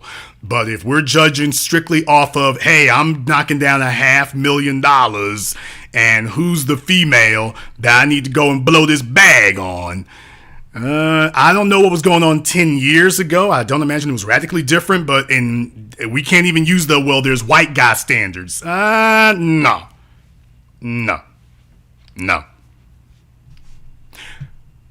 Now that Liz is not here, I'm not going to roast anything, but what I am going to say is tonight's program here is about how white women lie to black women. It was about how white women lie to black women. They will sit here in front of black women, and if you are stupid enough, gullible enough, silly enough, they will tell you every damn thing in the world to sit up here and break up what you got, everything in the world to shatter your relationships. They will sit up here and tell you, girl, I would never be with a guy. If your fella's sitting up here on drugs, I'd never be with a crackhead. Meanwhile, Josh over here, stoned out, losing his license, and she's sitting here at your job telling you what you don't need. Oh, just get you a fella who you're emotionally compatible with. Meanwhile, oh yeah, by the way, 80% of the relationship is based upon the finances. Well, you know what? You need to just have a guy who you're able to get along with emotionally. Meanwhile, the fella that she was talking to was knocking down 350 G's. And she wasn't having to work. Meanwhile, her husband knocking down 350 G's and didn't have to work. And she didn't have to work. While she's telling you what she wouldn't put up with. Came into the chat room and saying what she wouldn't have and what she wouldn't do. Why y'all do? You can get you a white man. I imagine you can. Baby, she can't get a white man. She can't get one. She's not able to get one. She got a dude. I hope they get along famously, personally, but what she doesn't have is a producer, and she putting on a brave face over here, but she told you what the real was. Hey, where the dollars? I'm trying to go home. I'm trying to have an easier life. I'm not really interested in jumping out here and seeing if I can work for the next 25 damn years, which is what it'll be. She's not really trying to get that, and yet when she talks to you, she's gonna tell you, oh, I ain't about submitting. Oh, I'm sorry, I must have been drinking when I said that. By the way, everybody, did she sound drunk last night? She was on the phone with me last night. Did she sound drunk then? You all tell me. I'm just asking questions. Did she sound drunk when she was on the phone last night?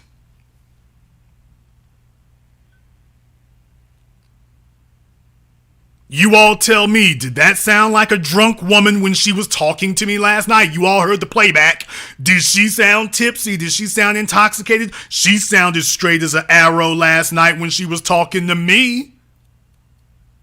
What, she sobered up in between the chat room and saying hello? No, it is just that when you're free to sit here and say what you really want, it comes out one way. And what she meant was, you know what, black women, hey, you ain't got to do that. And by the way, in her heart, she probably does harbor these sentiments, but she's smart enough not to say that in front of her man. She's smart enough not to say that in front of him. Now, she has no problem telling your little goofy ass to go off and do something like that. She's sitting at home with her dude while he's playing Mr. Mom. She's sitting at home with her man while she's sitting up here telling you what you don't need. Remember the Latina female who called in last week? Remember her? Yeah. Talking about Chris Brown and what she wouldn't do and this, that, and the damn other. Everybody loves telling black women what they wouldn't do while they're damn sitting at home doing it times 10.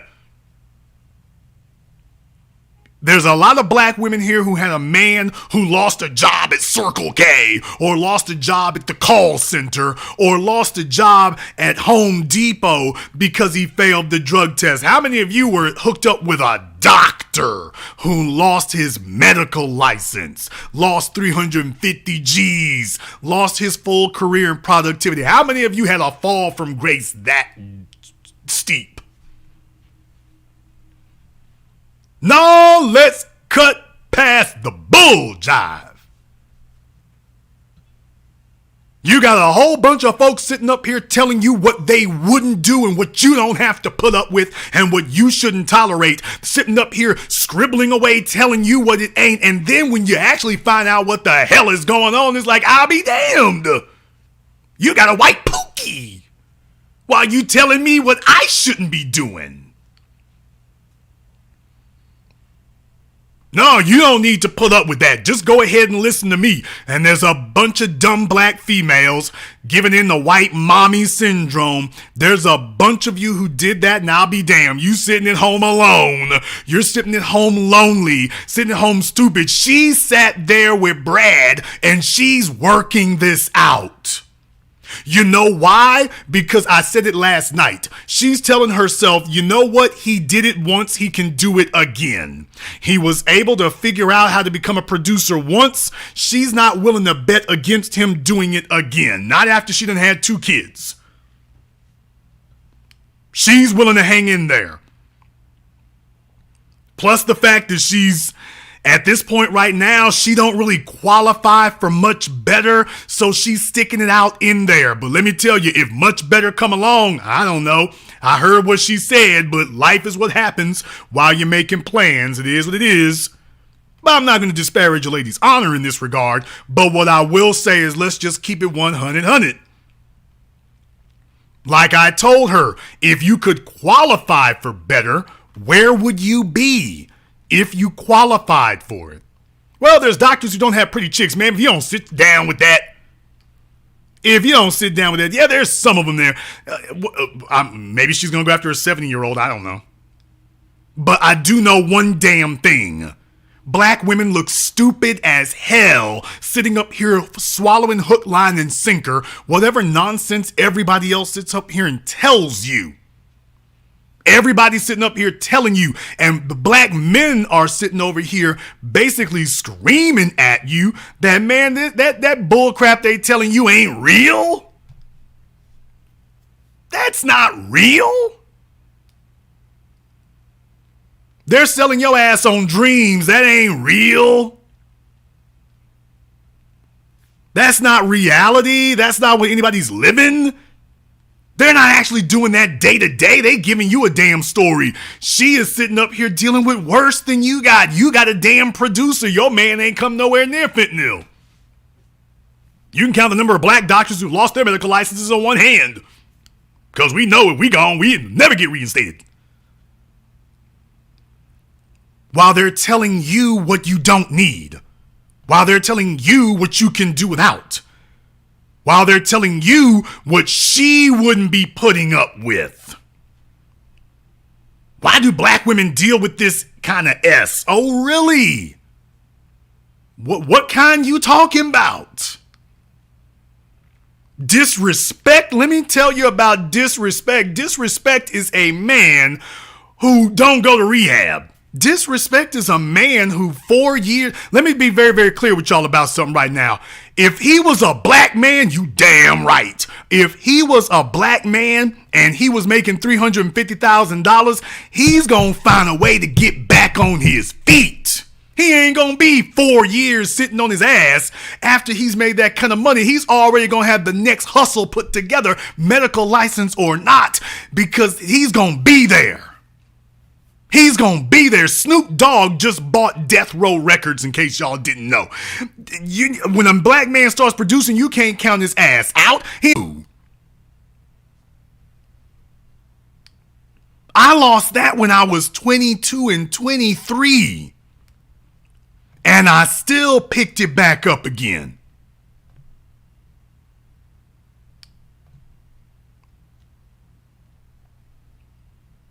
I lost that when I was 22 and 23, and I still picked it up. I still picked it back up again. Folks are going to be real good for sitting up here telling you about what they can't do. And understand something, when a man is driven at that point, that's what he's going to do. We're going to make something happen.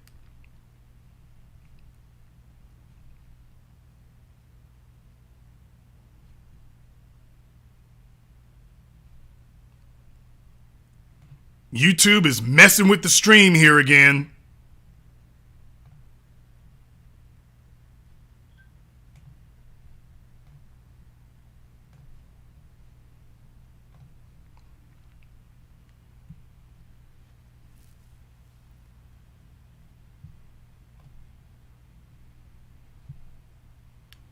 YouTube is messing with the stream here again, but we're not going to let them go ahead and keep hating on that.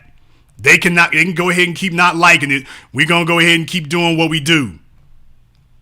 But let's be very, very clear. As black men, we understand something. You can get knocked down, but it's your job to get back up again. It's your job to get back up again. You're not going to allow that to knock you on your back and then you just stuck with it. That's not what it is. That's not what it is. When you're with a black man who is driven, that's where the hell you need to be at.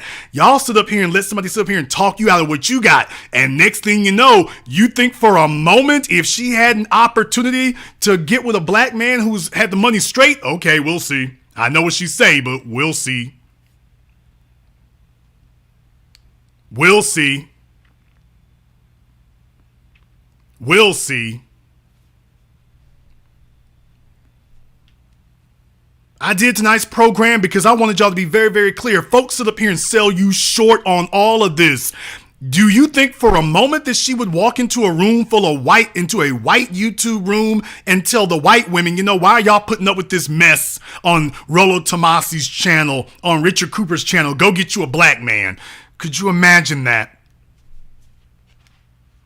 What I'm saying is black women look stupid as hell falling for the same old trick over and over again. Folks sit up here and tell you that they wouldn't tolerate conditions that they tolerate every day. They tolerate issues that are magnitudes of order worse. Magnitudes of order worse. Right now, she's getting ready to try to retire in Southern California in 20 years. Based off of what she's making now, she won't be able to count on his. And let's be very, very clear. She's a white woman in Southern California. She gonna want to live a certain type of way. She gonna want to do things a certain type of way. That's what she's gonna be looking for. She's gonna be looking for that. She's gonna be looking for that. She's going to be looking for that kind of lifestyle. Ain't no way in the hell she's going to be 42 years old, done had 2 damn kids. If she wanted to get with the average guy, she never would have married a doctor. There are plenty of average white dudes in Southern California. She bypassed all of them. Let's be very clear. She waited until she was in her 30s. She bypassed and did the damn waltz, did that ballerina spin. Every time one of them tried to walk up to her, oh, let me get away from you. And so, oh, the 350 G's, there's the bag. There's the bag right there. And by the way, that was the intelligent thing to do. That was the smart thing to do. That's the way you're supposed to do that. That was it. He was the maximum level of productivity. That's where you're supposed to be. But there's a cost for that. There's a cost for that. And every time we turn around, folks are acting like there's not a damn cost for it. That's the issue that I have. They sitting up here telling you that there's not a cost. Wrong picture. They're sitting up here telling you that there's not a cost for it. The hell there isn't. Yes, there is.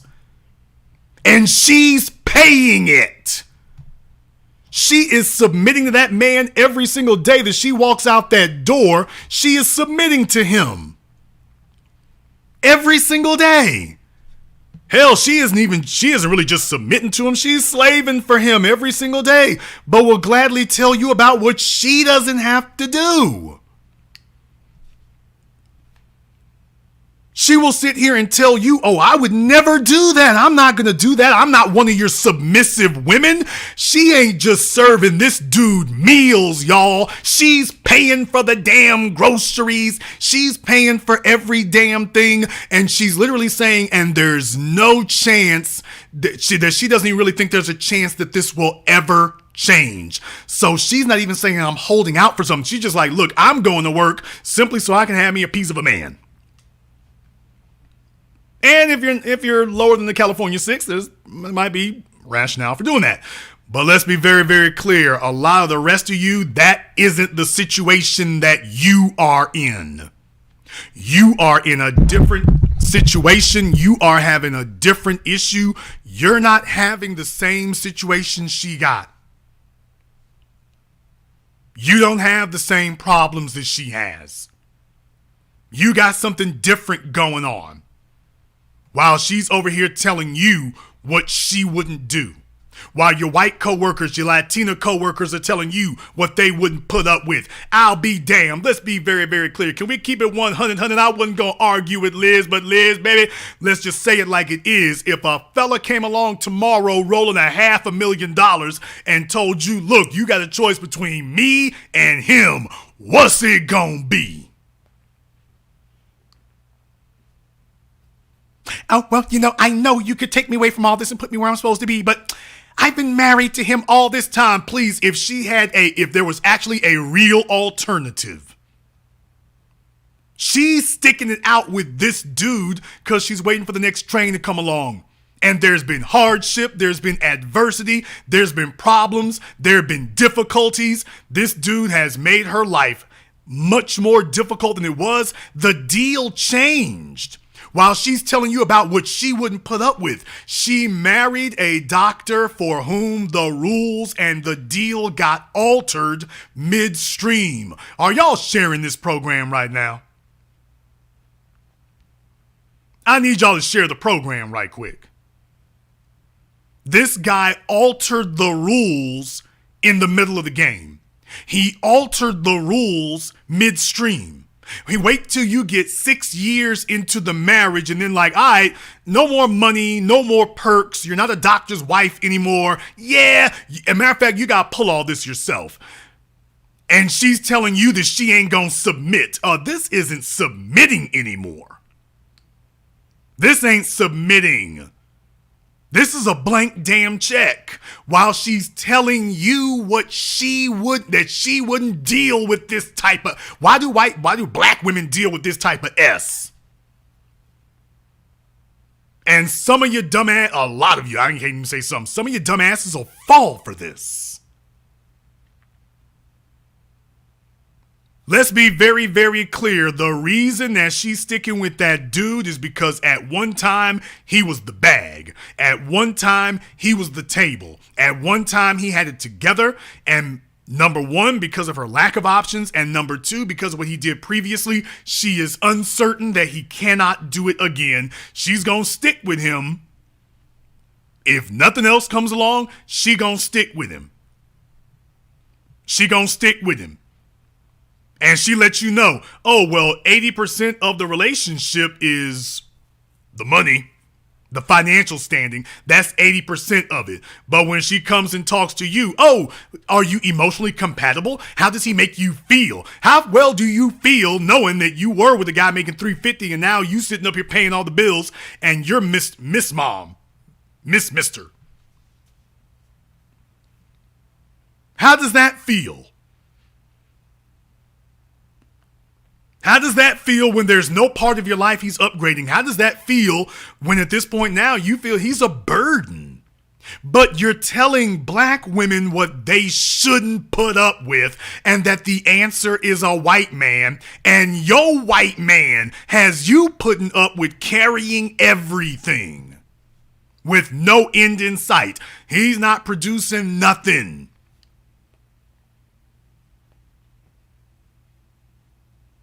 Let me be very, very clear. If you got a goofy ass chick who doesn't understand, fellas, this is why I tell you keep producing. If you got a goofy ass chick that you are producing for and she doesn't appreciate what it is, you throw a key fob in her hands and she doesn't appreciate that, let her get her ass back out there and keep struggling.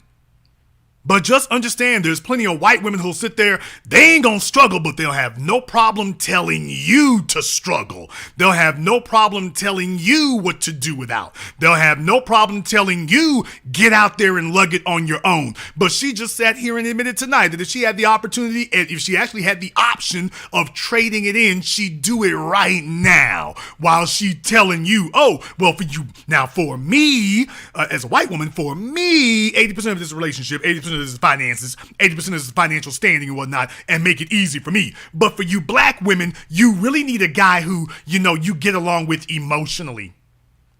And he panders to you. He quote, treats you well. He coddles you. He gives you emotional butterflies. Meanwhile, she's like, for my family? Where the dollars? Where's the financial structure? I gotta have that. I gotta have that. While she's telling you what you don't need.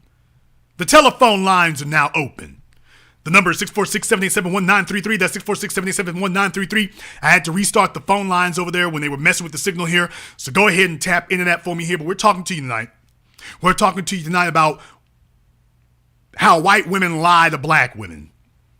Is what we're talking to you about tonight. We're talking to you about it tonight because people don't want to be real, and we're going to keep it real for you. We're going to keep it real for you because this is an important discussion for us to have in the regards of the fact that black women have been going off of, this is what other folks are getting. This is a damn lie, and you falling for it. At your jobs, at your social circles, at everything else here, you're sitting up here falling for it. Which is stupid as hell to sit up here and fall for that. And all I've done tonight is I've just presented you with the proof of it, which is what we've been saying the whole damn time. It is what it is. It is what it is. She's sitting up here telling you about what she wouldn't put up with and wouldn't tolerate. That's the story you being told, yeah, so you can go get screwed off. But she wouldn't do that. She's telling you what you don't have. Go get you a white man. So leave the black men and go get you a white man. Meanwhile, the white man she's with, she ain't gonna leave him for nothing. Except a better option. The white man she's with, she ain't leaving for anything. But she's telling you. She's telling you, oh, well, don't worry about it. You'll be, I would never put up with that. All right. Go be dumb.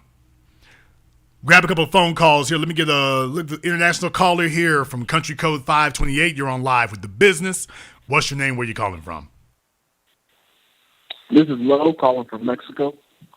Lo from Mexico. What's on your mind? Oh, man, I just want to say to her, man, get him back on the ball. Me, myself, I never met a real black doctor until I was 23, 24 years old. And when I met that one black doctor, I realized I could be a doctor. And we need more black doctors. So fight and get your license back. Get on the lower level of physician assistant, something, because man, that's crazy how you're an anesthesiologist and you get addicted to fentanyl, and that's crazy. That just, I'm not hearing about it, but never from like black people. Okay, well, first of all, they were not black; they were white. But thank you very much for giving us a call here. For those of you who are not aware, Liz is white. I mentioned that she was white. I kept saying that she was white. Some of y'all are just not listening here. But by the way, yes, Liz is white. Her husband is white. They live in San Diego. She's a good salt of the earth person, but the reason that we originally had her call in was because on last night's program, when I said you can't force a man to produce, she left this comment in the chat room last night. Now, tonight she claims, ooh, I must have been drinking. Okay, well, you didn't sound very drunk to me, but all right. I'm just like, hey, if you're going to say something, go ahead and stand on it.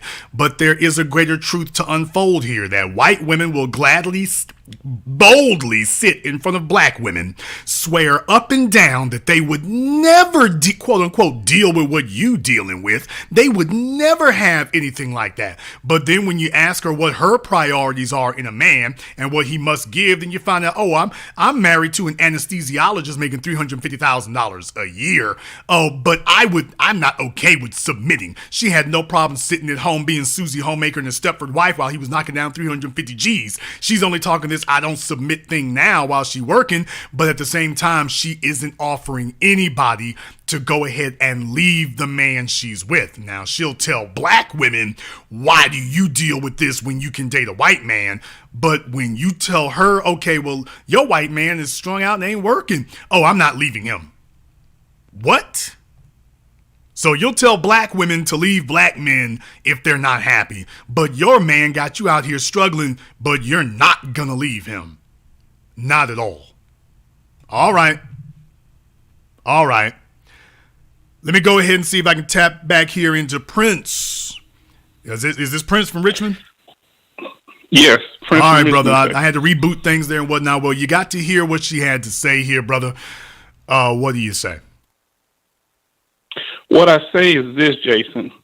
Basically, she's saying that if a black man is a producer, that black women don't have to submit to them. And she went further, and you correct me wherever I'm wrong, and she went farther to say that a black woman should date a man based on how he makes her feel and downsize financially when you brought up the financial situation. But she wasn't willing to downsize her house. She didn't downsize that. See, I believe they see black women as competitors. I don't understand how, because if a black woman is dating a black man, why do they want to sabotage that? I don't understand the bigger racial issue of it. But if they have Latino women, Asian women competing for their white men more than our women are, why are they so concerned about black women, Jason? Why do you think? Okay. One, I think, is because I think secretly they want to compete for black men. I believe that. And if as a utility, not necessarily as a first choice. Okay, I went to a predominantly white college, and white women, they will go toward the black men that are the most successful or in the career fields that make the most money. They'll do that. Some of them will do that. So I feel like that she's sitting here, and they like to keep the division between black men and black women. When I grew up, there was a white woman that came around our family as a child. She was economically stable in upper middle class. I had no idea what she was doing hanging in Fifth Ward, other than she was slumming, sleeping with black men. But she would always go secretly and talk to my aunts and to my grandmother, and I always wanted to know what the conversations were about. And on the tail end of one, what I assumed, she always was making them feel good. And she was using financial incentives like buying the little things. You don't need a man. But then they're struggling the rest of the month. Then they're struggling. But they desire to. You remember the whole hat situation in the South where black women would get these hats from white women. And I maybe it's power. You know, I don't fully understand the mindset of the white woman. But she's definitely concerned about black men and black women's relationship so much that she called your program. Well, I think what it is that when you are dealing with the societal dynamic of power, remember, I don't really deal with dating. I'm not interested in dating, but I am interested in power dynamics. And what she was saying was last night, oh, well, things seem to be rough and hateful or this, that, and the other, really mean-spirited toward women. We weren't talking about white women. We don't talk about white women here.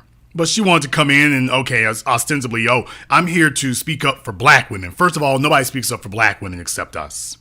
Nobody does. Right. Rakia Boyd, Breonna Taylor, no. Nobody has or will speak up for black women except black men.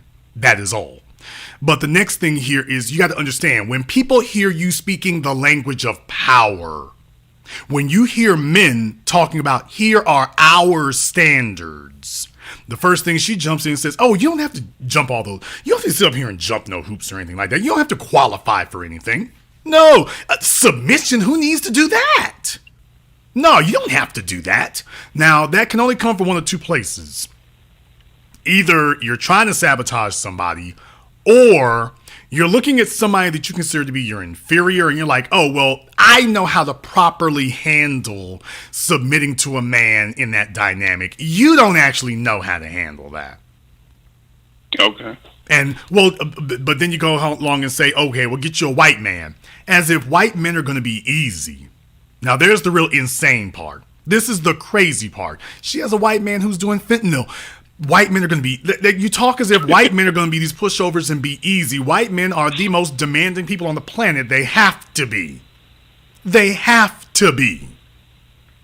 They are the most demanding men on the planet. You think all those women are sitting up there running, jogging and going to the gym because they want to be there? Hell no, it's because they know a white man will swap your ass out in a minute. With no apologies, no remorse. You will go from being married to being divorced before you know what the hell happened. Or at least you will go from being monogamous to having an open relationship before you knew what the hell was going on. If this guy is knocking down $400,000 a year, he's got enough money to support a whole nother woman without you ever knowing. So yeah, if you want to retain your priority, you better straighten up and fly right. So they know there's not a lot of margin for error where white men are concerned. And yet, I think the real thing is she came here for the purposes of selling us on the primacy of white men. First and foremost, because the primacy of white men is what boosts the status of white women. So, but you're creating a caricature of white men that doesn't exist. Simply for these statements that she made, these statements were actually not true statements. Those were statements simply meant for black people's consumption. They were not meant to be put on the billboard, not meant to represent reality. This was merely a statement being put here for black people's consumption.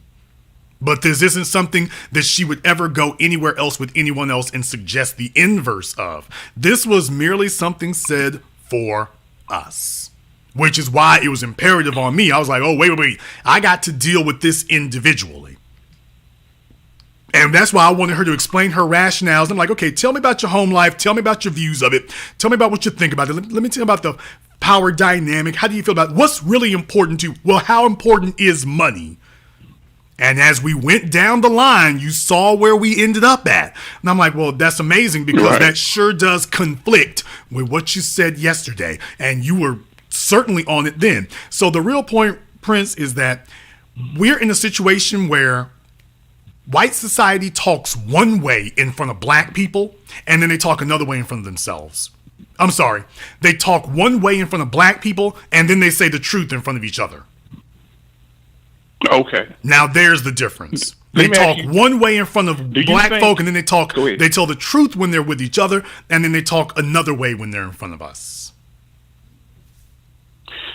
After talking to her, Jason, when you go back and see what she wrote in the chat, are you surprised, given the way she talked to you, that she would even introduce race? Nobody was talking about race until she introduced it. Well, yeah, I mean, you would think she said, because I'm a woman. Well, I mean, she didn't talk about being a woman. She talked about white and black. Well, she introduced. And that's my last question. Well, she introduced that because she is asserting the pecking order. Remember, she is a member of the oppressor class. She is a member of the dominant society. So what gives her the right to speak among black people? Because white women know how they get treated. There's a bunch of dopey, goofy ass niggas out there in California who a white chick shows up, even if she's a strong 3. She shows up and whatnot, and they'll sit up here and follow themselves. They know the reaction that they get from a certain segment of black males out there. They know the reaction that they get, so that emboldens them to the extent that they feel like they can even come into a forum like this and start saying, hey, I'm ringleading. They're used to that. They're not used to black men who have any sort of power or authority. They're not used to black men who can actually sit here and discuss these things, dissect points, and deconstruct what you're saying. They're not used to that. So they're used to walking into the room and saying, hey, white privilege on parade, everybody bow down. And they are used to having deference. They're used to black people deferring to them. That's what they're used to. They're not used to black people actually having their own agenda, their own code of conduct and code of ethics. That's new. They're not used to the civil rights generation spoiled the hell out these people. And Gen X has kind of followed up on that, but this spoiled the hell out of them. So in reality, brother, she's used to walking in and being the queen bee. She's used to that. That's what she's accustomed to. And so she walked in here, hey, the same way she does in every... You all can go take cameras, go to a club in San Diego. You all know what it is. The white females that the white men don't talk to, those are the ones that run up on the black dudes. Those are the ones who run up on the black dudes. The black dudes sit up here and take the dregs and take the leftovers. So the females who know they don't have any stroke with the white men, they have no problem boldly walking in among black folk and being, oh, okay, go ahead. I run the joint. I run the joint. Thank you very much for giving us a call here tonight, Prince. Let me get caller from area code 612. You're on live with The Business. What's your name? Where you calling from? Hi, brother Jason Black. This is George from Minnesota. George from Minnesota. They turn up again up there, brother. What's on your mind? Yeah, brother. Thank you very much for this topic. I just wanted to throw out a couple of things out there. One, I just want to ask the family, how many times have we seen this famous white lawyer called Lawyer Allright go hard on any white man? She has made her career going hard on black men. Secondly, this notion that is sold to the black women, strong black women, they are seeing the repercussions. We don't hear any race of people calling their women strong white women or strong Latino women or strong. That is what the dominant society, both the male and the female, sold to our women. And look at the impact, look at the consequences in our society. 70-80% of them are not married or single mothers, and they keep on pushing the same narrative of, oh, you don't need a man, oh, you don't need a black man around you. Oh, I mean, people like you try as hard as possible to educate and bring to consciousness to our women. Some of them are beginning to get it. Now you still see a white lady coming again and trying this game of trying to lecture our women on what they are supposed to be doing. We should be wise enough and our eyes should be open to be able to see the game that they continue to push to divide and weaken us. Thank you very much, brother, for taking up this particular topic. And I really like your work. You keep on educating us, and we'll keep on following what you are doing. Thank you so much for what you do to the black family here in the U.S. and globally. Thank you for checking in with us here, George, in Minnesota. Let me get a caller from area code 843. You're on live with The Business. What's your name? Where you calling from? Hey, my name, I'm More Black, Charleston, South Carolina. More Black from Charleston, and what's on your mind? Jason, I think you are a little tough with your words. You know, I'm sensitive. But you know what? I commend you for what you did tonight. I hate to say this, but I'm glad you embarrassed her. And you did it in a good way where she can't play, she's going to play victim regardless, but you did it in a great way to where she can't say, nobody watch her be attacked or anything because they're quick to say that. And, I never understood the whole sisterhood that a lot of black women have with white women anyway, because when our men were hanging from trees, they still slept next to their men. They inherited all the slaves, black and white, the land the slaves worked, and the wealth produced by the slaves. They just used the women's rights movement as a whole mask. And I see this every day at work, where I see black women, literally, they'll jump all down a black man's throat because of something that a white woman said. And what she did last night happens every day. I see it every day. Every day. And they fall for it and they clown their men. And I don't understand how she come on here, telling us what to do and, how things should be, but you're taking care of a motherfucker. Pretty much. I want you to think about that for a few moments there. I want you to think about that for a few moments. She boldly walked in here telling black women what she wouldn't take, what not to accept off of black men. Meanwhile, at her house for the last 4 years, not 4 months, not 1 year, 4 years. Trump was in office. 4 years, a presidential election cycle. She's been sitting there with this dude the whole time. And by the way, she's sitting there with him while she's boldly telling you what you don't have to put up with. She's sitting there holding it down. She's sitting there supporting him, literally. She's sitting there waiting for him to kick it into gear. She is sitting there waiting while she's telling you what you don't have to deal with. She's sitting there dealing with a whole lot more every day. Every day. While literally sitting here in front of us telling us what she wouldn't do, while she's literally holding it down for him every single day. Now, there's really the duplicitous, I'm going to say the word disreputable part of it there. That's really the part, to tell black women, you don't have to deal with that. And then that's what she's got going on. The reason why I started this discussion, Mo Black, is because I feel like this is a necessary, brutal conversation for us to have. And that's why I'm glad you're on the line with us here. I want you to be on the line with me for a few moments here. There's a brutally honest conversation that we have not been allowed to have in this regard. And the brutally honest conversation we have not been allowed to have is, what is the price? Is what I'm trying to tell you. What is the price? Right. You know the real reason that Liz is still sitting there holding out with this dude? You know why? Because that was the best she ever had. That guy, I said that when she was on the phone. Remember, I said it while she was on the phone. That guy was the best she ever had. That was the last train leaving. This was the best she ever had. She ain't never had a cat knocking down that kind of money, putting her in exactly the kind of house she wants to be in San Diego. And you all understand, San Diego was expensive 10 years ago. Hell, it was expensive 20 years ago. But it was expensive 10 years ago. It's just a little more expensive now. San Diego, L.A., I mean, you go there's your big four in California: Oakland, San Francisco, Los Angeles, San Diego. There's your big four, and San Diego has always been a place people want to be in, but it's always been the little hidden secret, but more expensive. Okay, she found a dude who could hold it down for now and into the future, and that was what she hitched her wagon to. And okay, let's go ahead and hit the kids, the whole damn 9 yards. We got the kids, we got the house. She ain't never had anybody who could hold it down and give her that good look. And that's the reason why she's still there, because that's the imprint and the impression that he made on her. And she's not going to leave him unless she can get somebody who can do equal or better. Now, there's where the stumbling block comes in. And that's what I'm saying. You're 42 years old with 2 children. And in the sexual marketplace, I don't think you're competitive on the level of a 6. So to get a guy in Southern California who's willing to invest in you to the level that this guy is willing to invest, that's the real thing. Okay, then you got black men who are going to do that, and take a look at what the hell you're seeing here.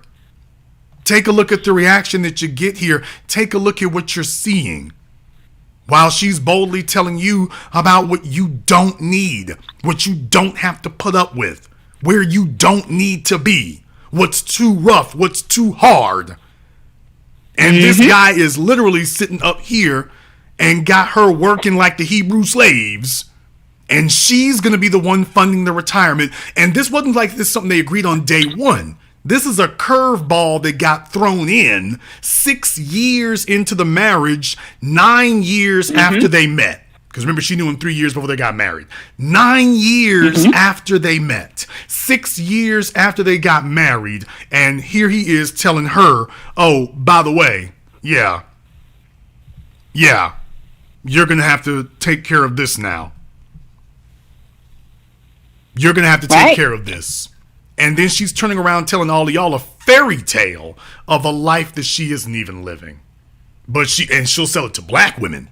Now, I wonder if she were in a room full of white women, they'd be like, okay. Never. She would never pull that. Never. That's something to keep in mind. There's a reason why I say that. That's something to keep in mind. Because folks go through hardships and they do things. And one of the things I'm sick and tired of, and I'm just going to say it like it is, I'm really sick and tired of the disinformation being given out there. The disinformation is absolutely staggering.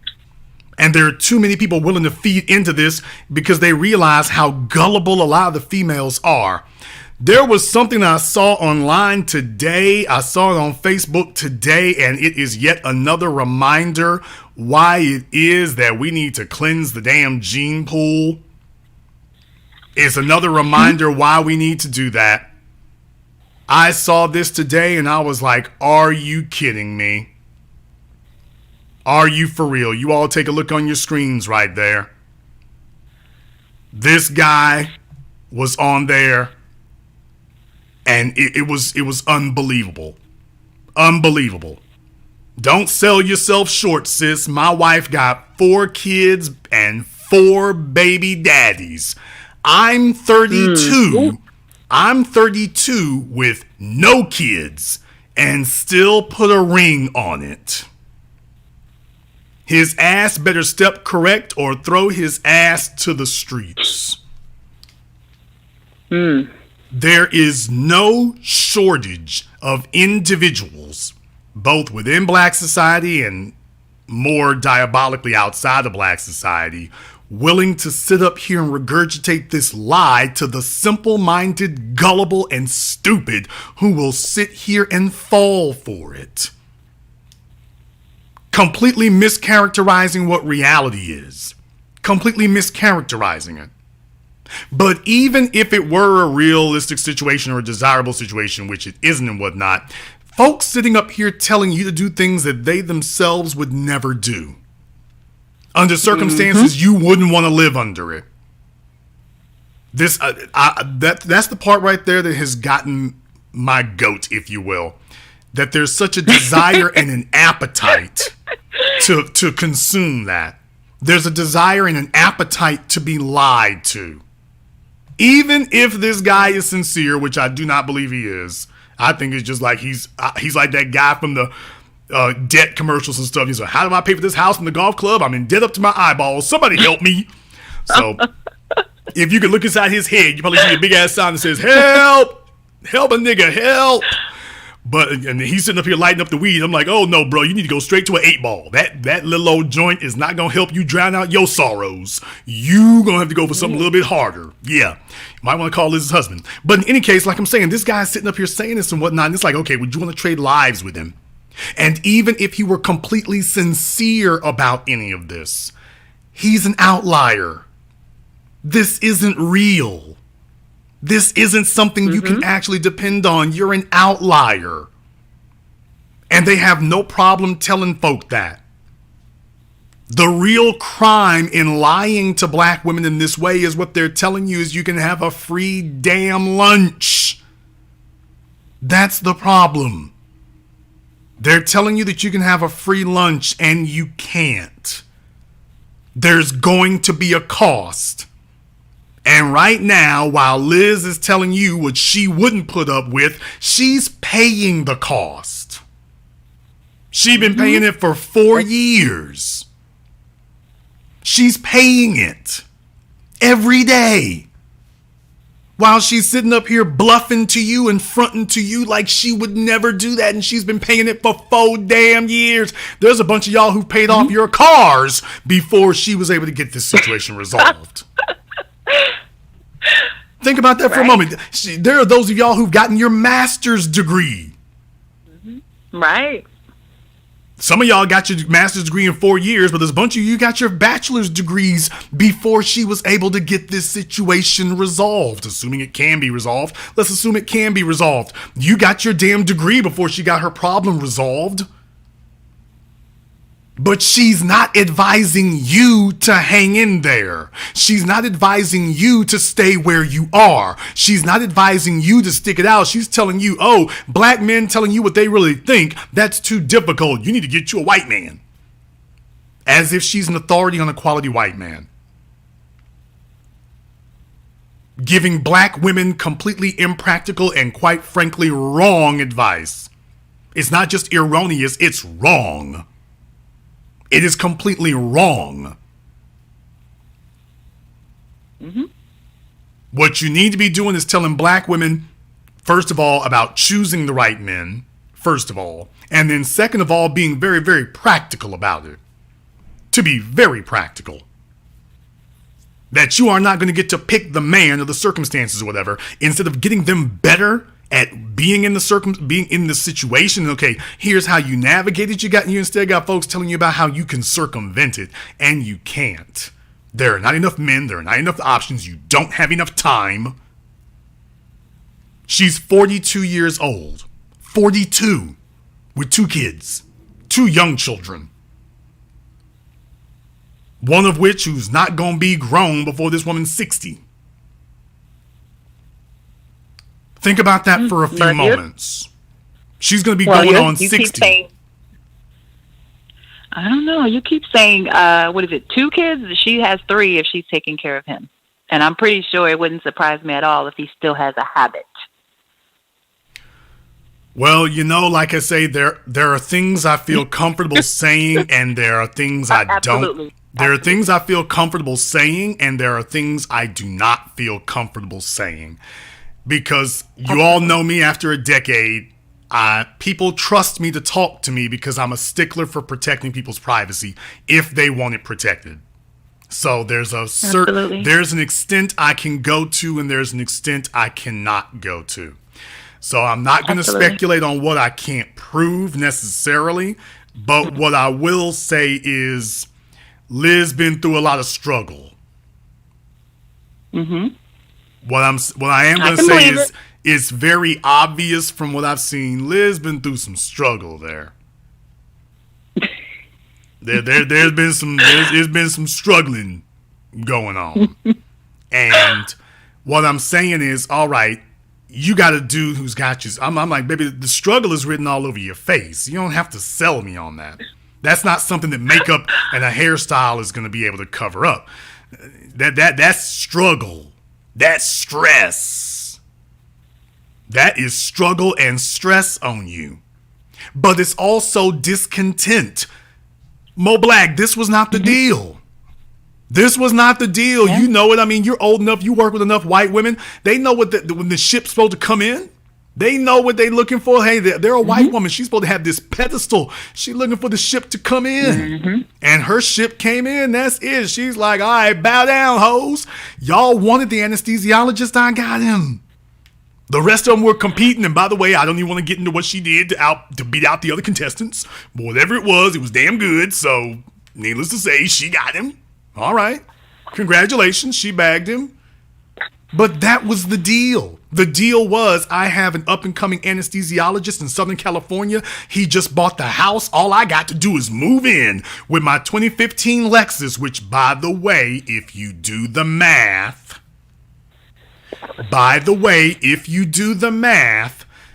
they've been married for 10 years. That would have been 2012.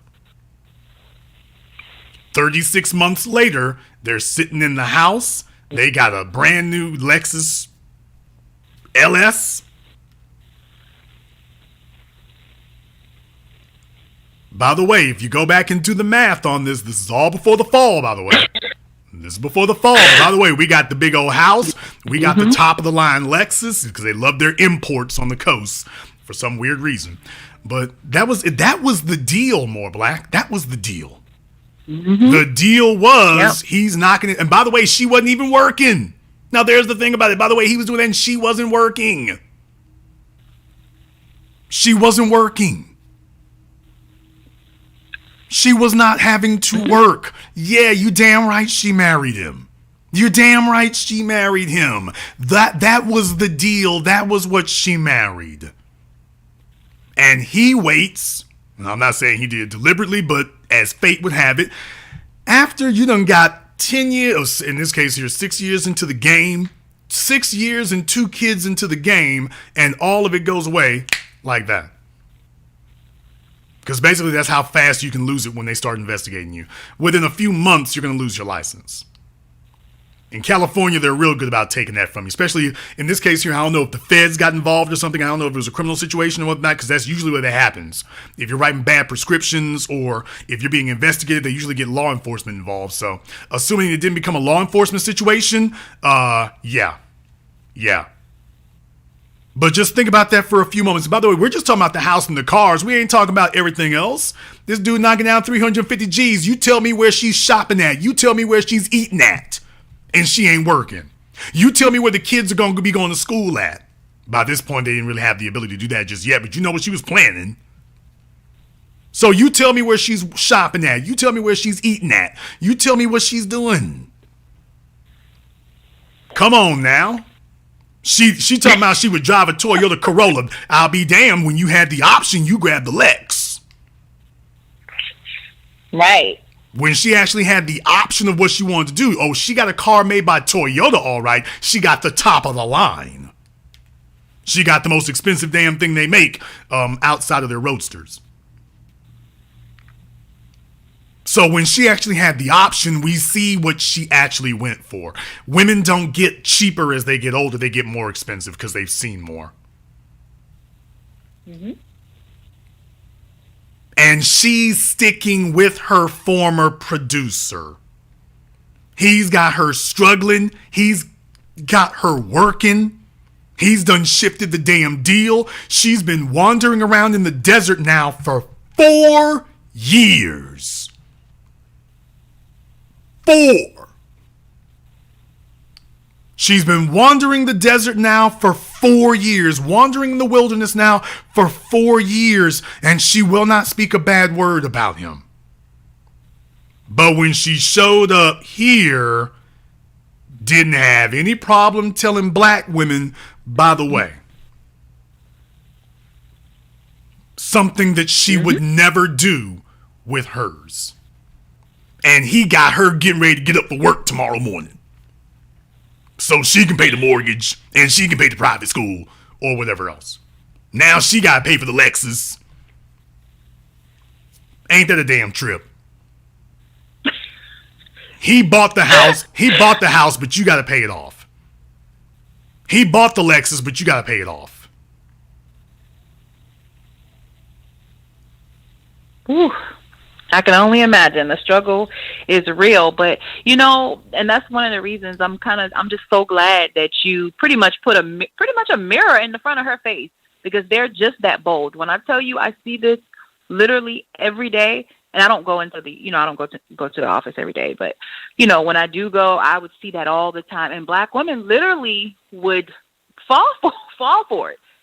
That's my sister, and I have a cousin, and I tell her that all the time. She's going through a divorce, and I tell her all the time, stop listening to everyone else. It's usually the people, in the words of my mother, I'm gonna paraphrase it. It's usually the people who have the most to say negatively about your situation that are going through way more worse than you. Well, you know what? Someone... You're right about that, but I want to put this in perspective, okay?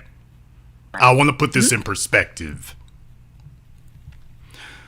The whole point about Liz, and there was a reason why I treated her the way that I did here, the whole point about Liz is I was trying to make a point to you all. Life is messy. Mm-hmm. The real crime in folk talk bamboozling Black women and feeding into their egos and their vanity is they're trying to tell you that life can be clean. Not only clean, it can be whatever fantasy you want it to be. No, life is messy. Life is messy. Yeah. Relationships can be messy. Things are messy. Mm-hmm. They are messy.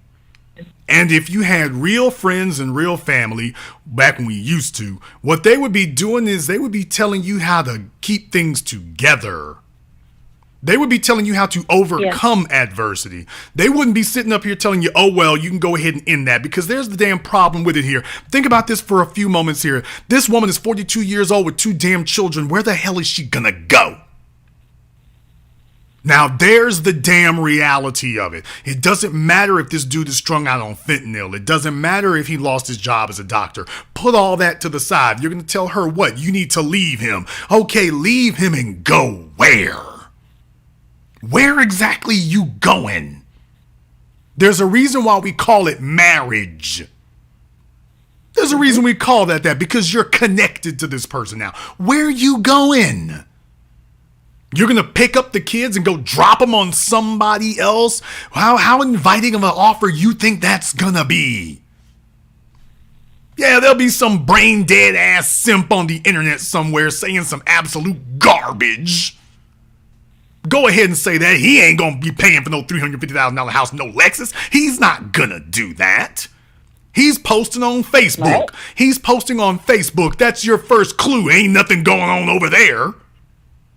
He's posting on Facebook. That is your first clue. That's not a damn thing going on over there. He's doing it for Facebook. If this was a real damn thing, he wouldn't want nobody to know about that. He would just do what he's doing and keep pushing.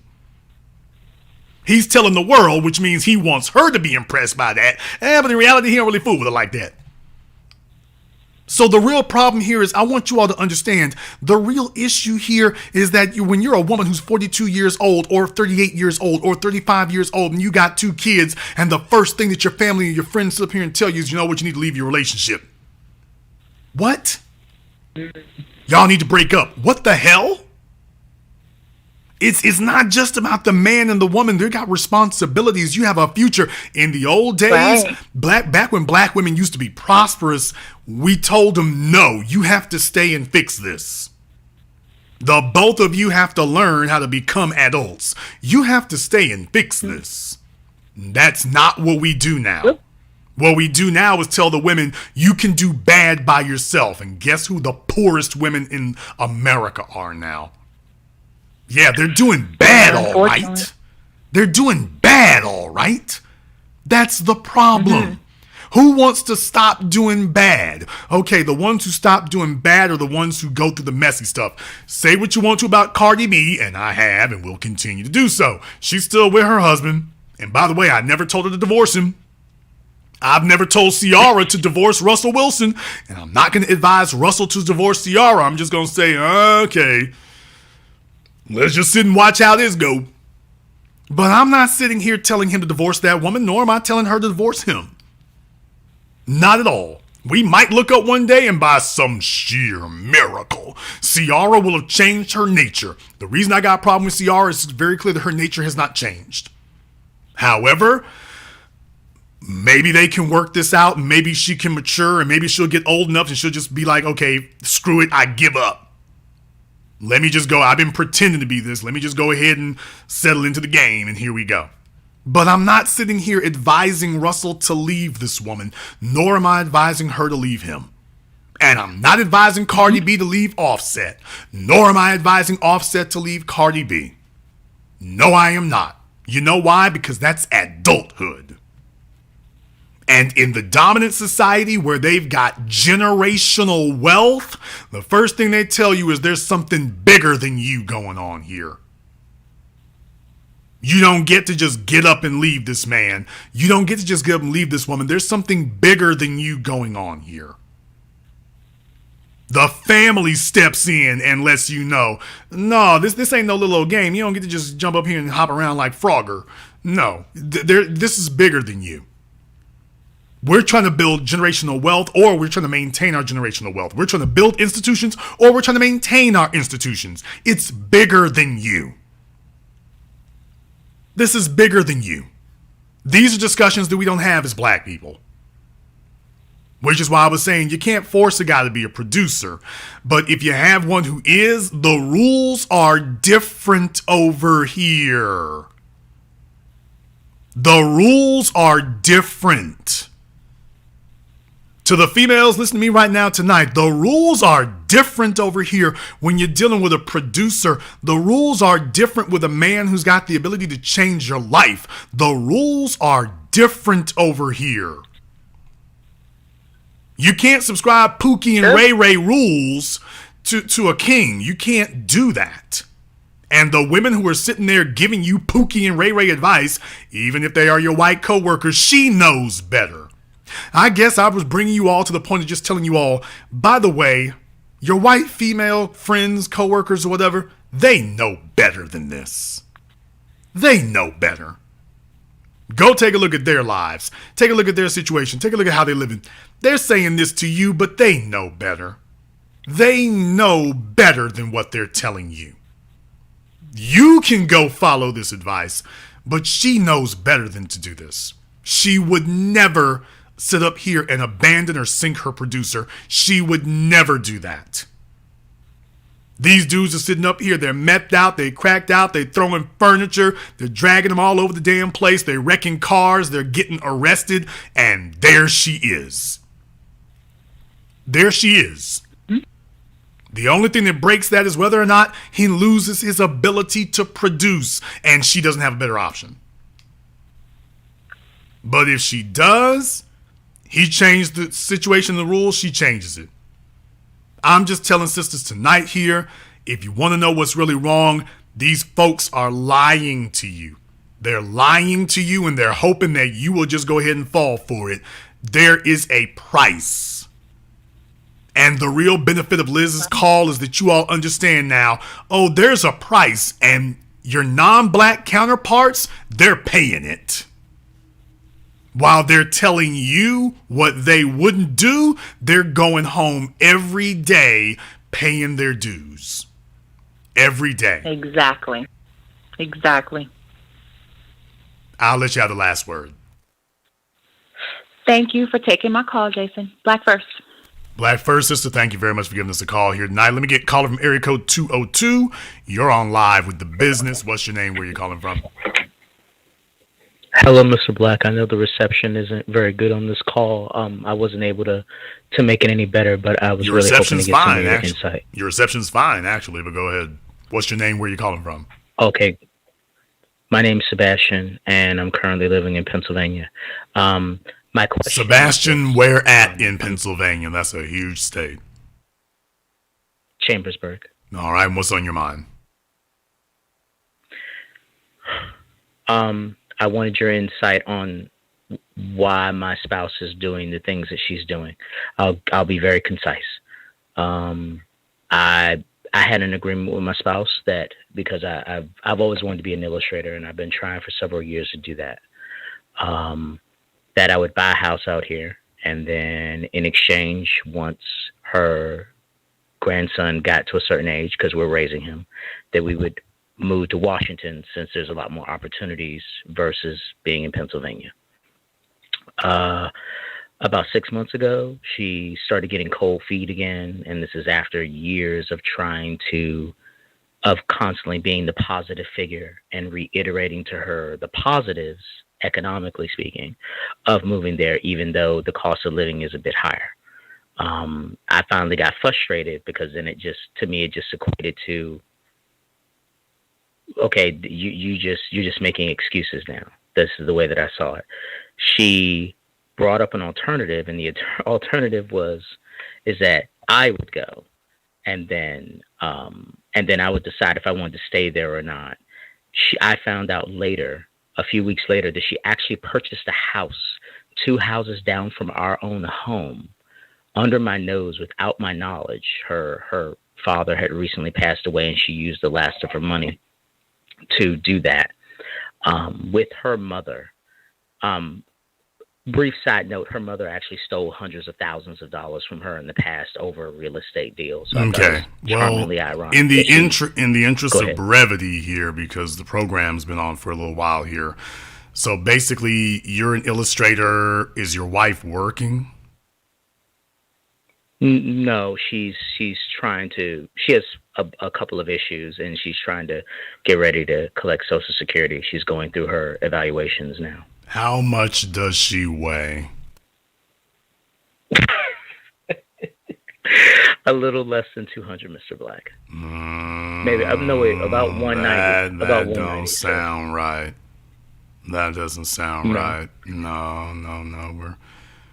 We're dealing with a bit more than that, because if you talking about Social Security, we're talking about disability, and the only thing disability really pays for, disability really pays for is obesity. So. Right, no, I misspoke. I meant disability. Excuse me. Right, that's what I meant. The only thing disability really pays for is obesity. So. I'm just trying to understand what she's doing exactly. Like, to me, it just seems so haphazard. Okay, I want everybody to understand where this thing came off the rails at, okay? First of all, how long y'all been married? Since 8/8 of 08. Okay, you've been married for a while now, going on 14 years. That's correct. Okay, how old are you now? I'm 42. So you were... She's a bit older than me. Okay, so you were, what, 28 when you all got married? That's correct. You say she's older than you? Yes. How much older than you? 14 to 15 years, sir. So you're currently 42, and she's currently 57, 58? 56, yes. Okay. She'll be 57 in July. Yes. Okay. I was trying to anticipate her forward-going age, so... yeah, she's getting ready to draw her damn SSI. Excuse me. Sir, all I'm going to say to you, dude, is I know what it's like, okay? I know what it's like because I've been there, okay? I'm not telling you what somebody else told me. I've been there. I know what it's like to be a fella in his 20s with girlfriends who were in their 40s, one who was in her 50s. And it's really cool when you're a young man, you're starting out, and the rest of your friends are with chicks who are working at Whataburger. And meanwhile, you're with a chick who, especially if you're out of high school and stuff like that, but you're with a chick at that point there, and she's got her own car and her own luxury car and her own house, and, she can pay for things and stuff. It's really good, especially if you're coming along in life like I was. So it's really, really great. The problem is a lot of you all fetishize it.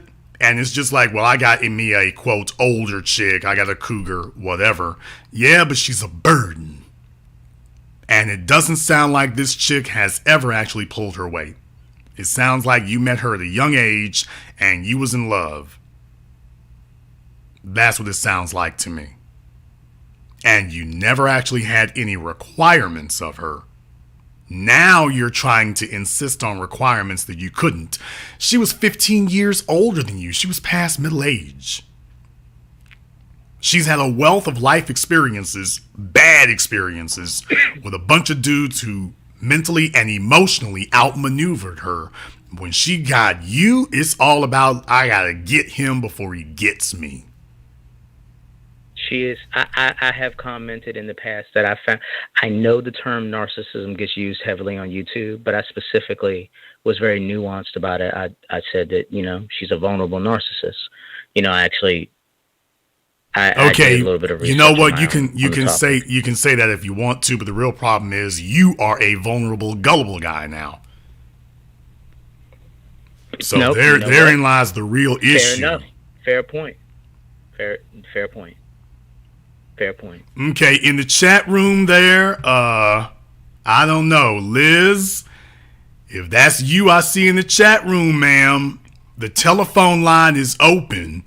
So if you have anything to say, Liz, I need you to call up, ma'am.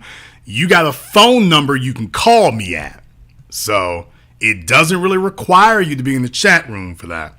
So if that's you in there, you are more than welcome to give me a call.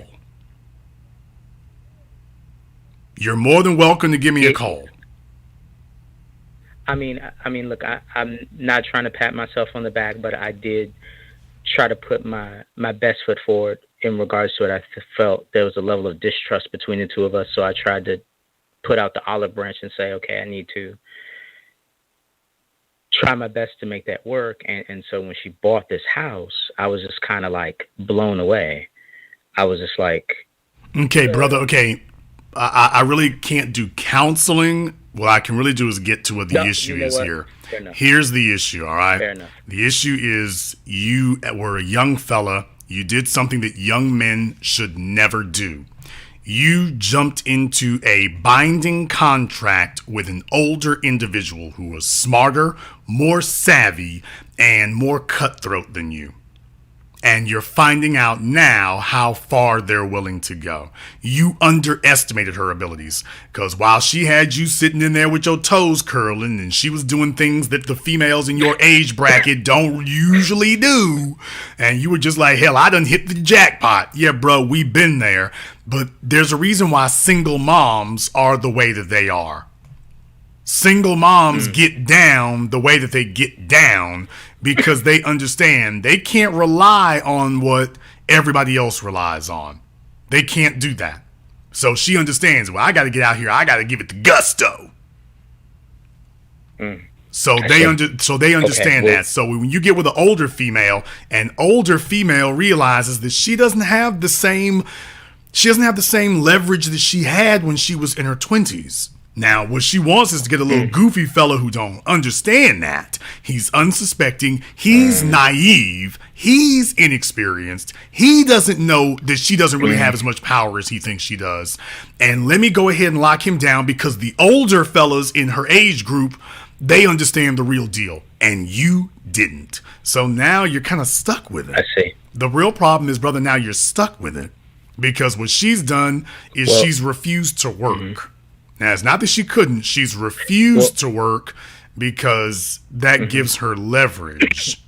Now, what you're saying is, you're trying to keep talking. So why don't you go ahead and say what you have to say, and then I'm going to have to move on because you're really, really anxious to keep talking. I'm sorry. I apologize. Basically, what's happening right now is she's living in this other house, and we're preparing to sell the house that I went ahead and purchased. And so now I'm finding myself having, going to California.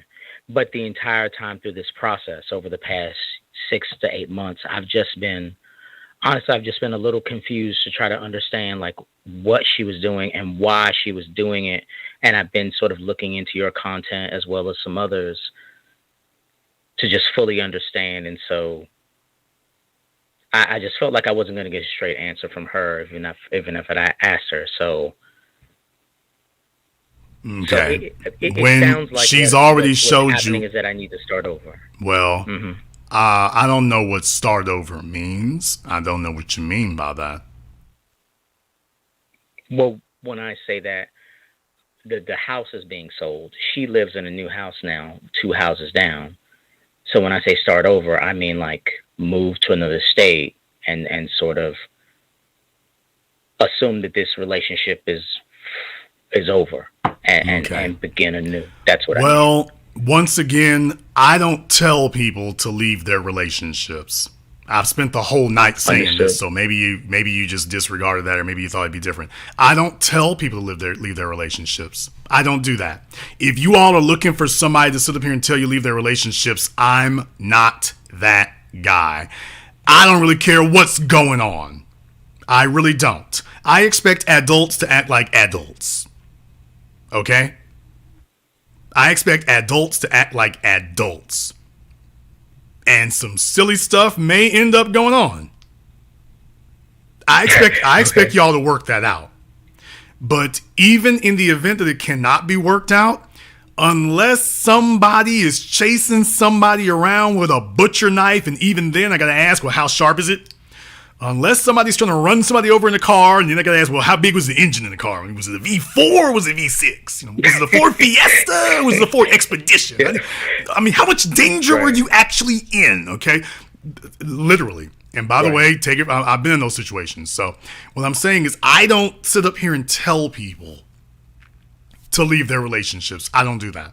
So if you're looking for somebody to tell you that, that's not me. Now, you're not going to get it. The deal breaker, I will tell you all now, if you tell me that somebody's messing with the children, okay, yeah, now we got to go.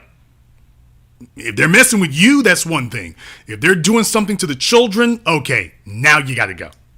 Now I will sign off on you leaving, but that would really be the only circumstances. Anything else, I expect you to work that out. Now, here's the real question. I hear my voice, and that's the easiest way to get dropped as a call. So whatever you just did, you need to undo it. No, I haven't done anything. I've been sitting okay. I hear my voice. So you just did something that caused that to happen, and whatever you just did, whatever you just did, undid it. So just sit where you are. What I will tell you here is that in the situation that you are in, has she threatened, suggested, or stated that she wants a divorce?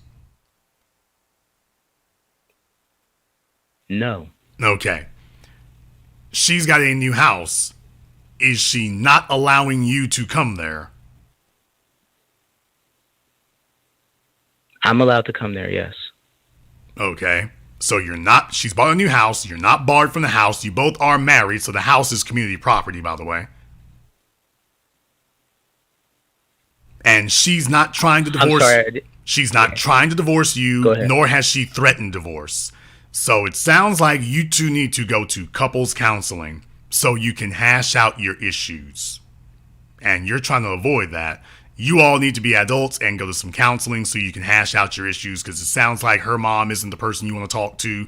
And clearly you don't have anybody in authority who's authoritative enough to sit down and talk to, because this is why in black society we don't have elders, old black folk who've been there, know the ropes, and you can rely on their wisdom. We don't have a bunch of wise folk. Certainly don't have a bunch of wise women anymore, and we damn sure need some Shahrazad Ali's and Frances Cress Welsings. We need them more than ever. But be that as it may, you really need a counselor, a male, and you all need to go and hash out your issues. That's what hasn't been done. Because right now you strike me as a very passive fellow. You might be very creative, but you're very socially awkward. You're not very assertive. You probably don't really have a plan. And because you don't, you're not giving her anything to buy into or have faith in or believe in. So yeah, she's out here just doing what she do, because if it doesn't look like you actually have a firm direction to go in, yeah, she's going to wildcat. So what you need to do is get together, and you all need to have a counselor to referee this, so that you can start hashing out your issues and make it clear, okay, this is what we want, this is what we need, and this is where everybody is on this, and this is why XYZ has been going on. I see. Now, if she refuses to do that, that's a different matter. But so far, you have not given me the indication that that's the issue. You're kind of like, well, I don't like what she did, and I'm concerned about what the implications are. Got it. But you're not doing your due diligence to be able to manage that.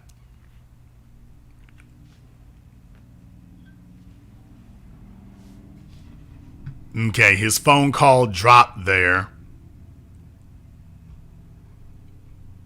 By the way, we would love to hear from you, Liz. You are more than welcome to give us a call back. She was asking about why does weight matter? It very much does matter, actually. Yes, that's very, very important. It very, very much does matter. Let me get caller from area code 856. You're on live with The Business. What's your name? Where you calling from? Hi, good evening. This is Anna calling from Mount Holly, New Jersey. Anna from New Jersey. What's on your mind? Yes. So I'm so glad you did this podcast or program, excuse me. It's been absolutely wonderful. I've been catching you late the past couple of days. But it makes me think of a clubhouse that I stumbled upon last night where the topic was, all black men do is complain about white supremacy and the white man. And then when I listened to what you talked about tonight, I'm just like, well, hell, the black women who are silly enough to sit over here and actively attack black men on social media platforms, are you prepared for stuff like that? Stuff like what Liz pulled yesterday? Or do you easily get sucked into it because you already have some type of negative opinion or affinity towards black men? So then you have this woman, very much to your point, go get you a white man. But look at the type of white man that you have. So that's all I wanted to say. Well, definitely there's a lot to learn from that. And I think the bigger lesson here is that we've had so many people talking to themselves in areas of ignorance.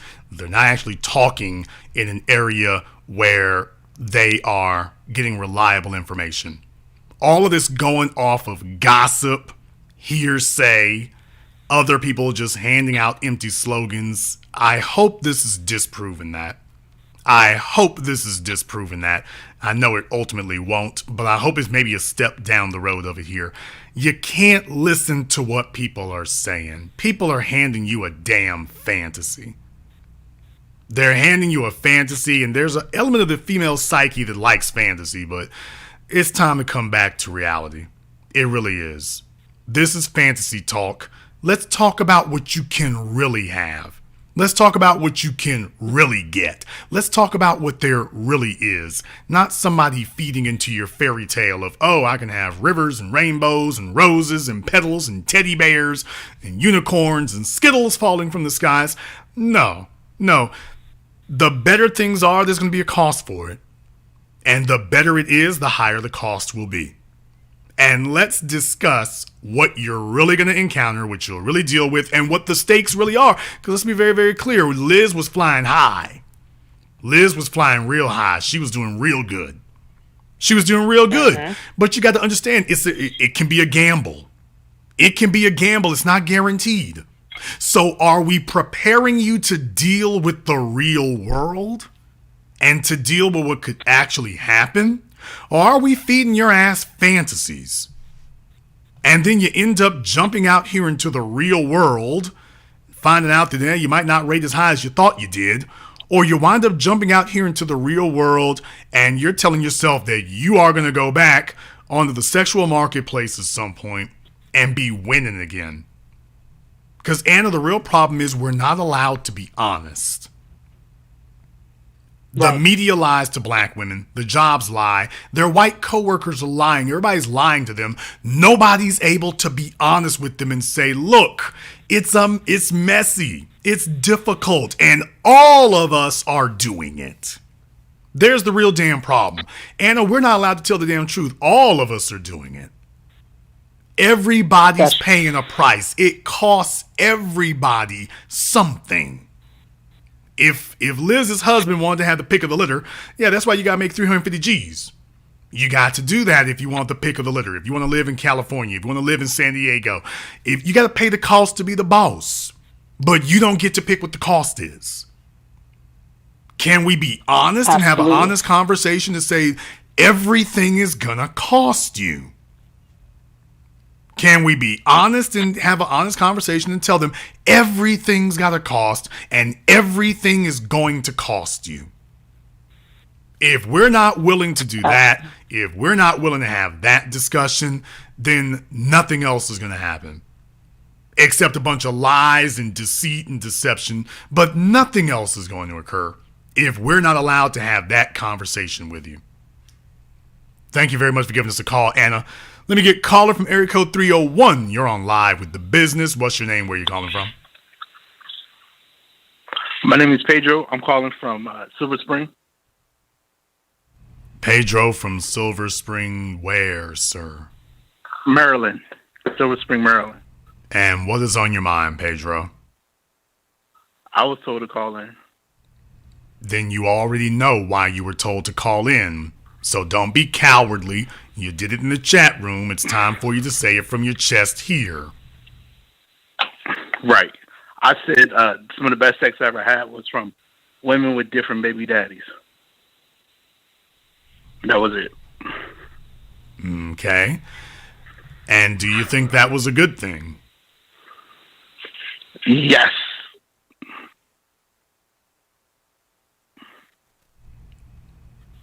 Okay. And why? Just representing for the ladies with multiple kids, or multiple baby daddies. Your exact statement was,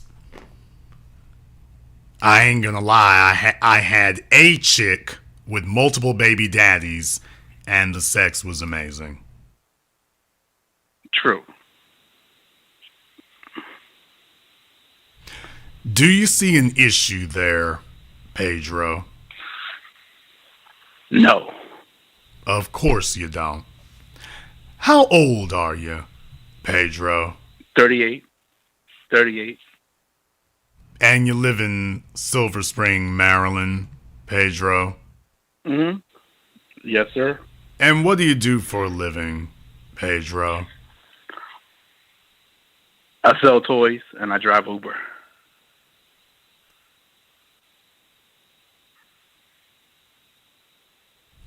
Well, Pedro, at least you know what Yes, you sir. qualify for. Yes, sir. So I can't really take a big issue with that right there. At least you know what you qualify for. You said you sell toys? Yes, sir. Did you bring some for her kids for Christmas? No. You didn't bring the kids nothing? No. So you just rolling through and laying on their mama, and you ain't even brought them a damn Tonka? Right. I don't want to meet the kids. I just do what I do and leave. Oh, man. Well, all right, man. No stepdaddyism in his future here, so he's just like, hey, I just make the toys. I'm not here to hand them out. All right. Well, Pedro, I won't say that this is a profile in courage, but what I will say is, hey, he got in where he fits in. Right. Do you have any But kids, my Pedro? girlfriend I have one. Of course you do. Of course you do. Right. Of course you But do. my ex, can I tell you about my ex, though? Sure you can, Pedro. She's 22, and she was like 135. No kids. And she's your current girlfriend. No, she's my ex. Okay.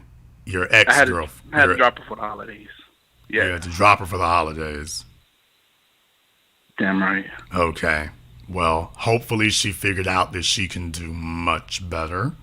And hopefully she's exploring that. Because, yeah, that would just be a waste of fit and cute. And we sure don't have enough of them. So I'm hoping she's sprung a brain in there. So I hope somebody watered her head and she's sprouting a brain at some point to try to alleviate herself from that, because it could be a whole lot worse. But Pedro, you're holding it down for all the Uber ballers. You're holding it down for all of them, for all the baby daddies out, all the Uber baby daddies out there. You're holding it down for them. So I go ahead and do your thing, man. Matter of fact, she got the kids and stuff. You know, you two really need to get together is what you need to, because you half a family and she half a family. If y'all go ahead and do this Brady Bunch thing, you actually could probably get your lives together. No, she don't have no kids. I don't date women with kids. I just have sex with them. I don't date them. Okay, you have like a kid. In pursuit of marriage. Okay, I will say this again. You don't need to be with somebody who doesn't have a kid. You're already messed up. You don't need to go have somebody who's got their life still together so you can sit up here and leech off of them. No, what you need to do is get your little pink lift light and go get with old girl with the 4 kids there and whatnot and be like, hey, you know, you messed up, I messed up. Let's go ahead and get together and see if we can get a little bit better than messed up here. That's where you need to be. You don't need to be with a chick who's a clean slate. You don't deserve a clean slate. You're not a clean slate. You need to be with a chick whose rap sheet is similar to yours. No. What is it with all these baby mamas and baby daddies? All these baby mamas and baby daddies want to go off here and go grab somebody who's got their life together. Ain't that something? They have no problem. They go looking for other folk who got their lives together. Now, they're messed up in the game, but then they go looking for somebody else who's got their lives together. Let me go find somebody who's a clean slate. Now, I'm coming to them with all my damn baggage. They need to be with somebody who has no baggage. Oh, well, let me go ahead. Well, you got plenty of room for my baggage over here. No, you need to go get with somebody who y'all's luggage matches. Like, she's got the Samsonite. No. She got the Samsonite, and you got the American Tourister. You know, you need to get somebody whose luggage matches. Nah. No. Never. Yeah, you really do, bro. I mean, that's where you are. I'd rather be single. Okay, but that's where you are. You don't want somebody who's like you? No. I just like to make money, travel. That's it. How much money? Didn't you say you're a single? 100,000. Didn't you say you're a single dad? I make 100,000. You're a single dad driving for Uber. And I have the other stuff, but no. My son is like 18, so I'm not a single dad. I have a son. Where's your son live? He's in Frostburg. With whom? College. You're paying for that? Yeah. You don't sound very sure about any of these answers. I can show you the 1099s. I can show you the receipts. Yeah, you sound very unsure and very shaky on your answers. I'm just going to be totally honest with you. Your answers don't sound very solid. But what I will say here is at this point right now, I don't know. Because if you're willing to get one chick pregnant without marrying her, you're willing to do it again. You're certainly young enough to do it again. I would still advise you to stay away. You have not exercised the proper reproductive discipline. So at this point here, no. I really think the chick with the 4 kids, I really think it'd be good. You can go ahead and grab a few of the He-Man action figures when you leave work one day and go drop it off to him and whatnot. And I really think if I had a place to choose for you, that's where you're going to be. That would be right there. I think that would really be your speed. Plus, you two are already sexually compatible, so I think it would. If I had a place for you, that's where it would work out at. Thank you very much for giving us a call here. Yeah, single parents don't like single parents. There's the real issue. Single parents, they don't have any problem becoming one, but they can't stand single parents. They're like, yeah, anything with a single parent, I don't want to be one. Okay. They'll sit up here and have 20 damn kids jumping around. Ooh, I don't want to be with nobody who got kids already. I ain't trying to do all that right there, no. All right, well, that's the way that goes. We're going to go ahead and wrap things up here tonight. I think it's been a pretty good program in that regard. We got to get a lot out here. And by the way, Liz, you are welcome to give us a call again anytime. You are our guest. Feel free to call in anytime you want to. To any of the ladies listening out there, any of the baby mamas, I know a Uber driver who makes $100,000 a year. There's a Uber driver who makes $100,000 a year, so his name is Pedro, and yeah, he lived $100,000 a year in Maryland, by the way. $100,000 a year in Maryland. So to any of my chicks up there in Baltimore, by the way, Pedro is available up there. Let me go ahead and grab one more caller here. Caller from area code 410. You're on live with The Business. What's your name? Where are you calling from?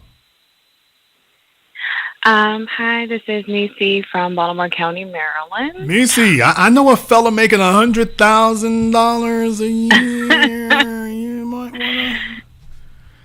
I'm not interested. No. It's possible. No, I'm good. Okay. I'm very good on that one. Okay. He's slightly used. He's got a few associates. I know one slightly used Uber driver though from in your neck of the woods, so it could work. Absolutely not. But I hope he has the best of luck with his baby mama friend. I'm sure they would make a good couple. I think it'll be cute.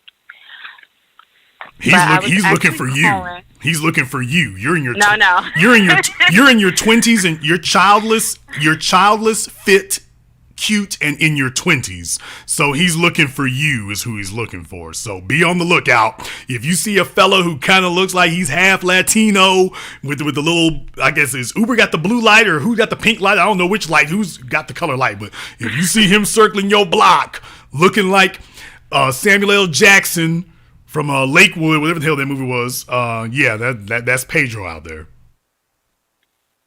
Oh, I'm good. I'm very good on that one. But thanks for the offer. I was actually calling because I do feel like I've been lied to, not just by like white women, but also, unfortunately, my fellow sisters in the sisterhood. And I don't really know what red flags to look at when it comes to finding a mate. Besides Pedro, that would be an obvious red flag, but more like if he has no kids and he's like the last person I talked to was in IT and he has no kids and it seemed like a good catch, but it just, even though I thought it was chemistry there, it wasn't really working out the way I thought, and I no longer speak to him. So I don't know what I'm doing at all, and I would like to be gamed up so I don't continue making the same mistakes. So you want to know what the red flags are for what in particular? So because I know that I need more patience, and I mean, I'm not going to say I'm impatient, but it's more like I'll stop talking to someone, or I have a very low tolerance for BS, which is good, but also I feel like it's I'm not finicky. Okay. Yeah, I mean, here's the real thing. I was mentioning this the other day or I might have mentioned this last night, that the real problem is that women get older, they become more scared. And when you all become scared, you become like fleas. You jump from one man to another man. And when you do that, you never give yourself the time to be able to invest yourself or be invested in. All of y'all are trying to figure out how you can go find the ready-made dude. And of course, that's the ideal situation to be in, as a fellow who's ready-made and ready. You certainly don't want to go off of potential. That's the most dangerous thing you can do. However, all that jumping around is the problem. What you need to figure out is that there are the 4 things you really want from a guy. If you're lucky, you will get 2 of them. And if you're damn lucky, you'll have 3. Because you want a guy who has the finances, a guy who has the looks, a guy who has the emotional sensitivity, and the guy who has the intelligence or social consciousness. That's generally the 4 legs of the stool that the woman is looking for. You're not going to find all 4 of them. You're not going to find all 4 together. That guy is out here playing the damn field like nobody's business. Okay? So even if you did find him, he's out here, he's got too many damn options. So that's not going to be it. Here's the real thing. The fellas who have 3 of those legs of the stool, man, they're just as busy as the guy who's got 4 legs. They got just as many options as the guy who has 4 legs. Now, they have to work a little bit harder to get it to work like he does, but right now they're swimming in options too. So what you're going to have to understand is that your flexibility is going to have to increase, and that because what you're looking for is attraction, which is understandable. You know, you're in your 20s, and right now you're really judging a lot by, okay, wait a minute, if I gotta be snoring in this dude's face for the next 30 years, it needs to be somebody that I'm not gonna be, you know, jumping out of bed and running from or something like that. But you're really gonna have to determine the difference between what you want and what you need. Because when you start focusing on what you quote unquote want, that's when you become susceptible to people giving you suggestions that don't serve you. Because they know what you want, but they also realize, but this isn't really what you need.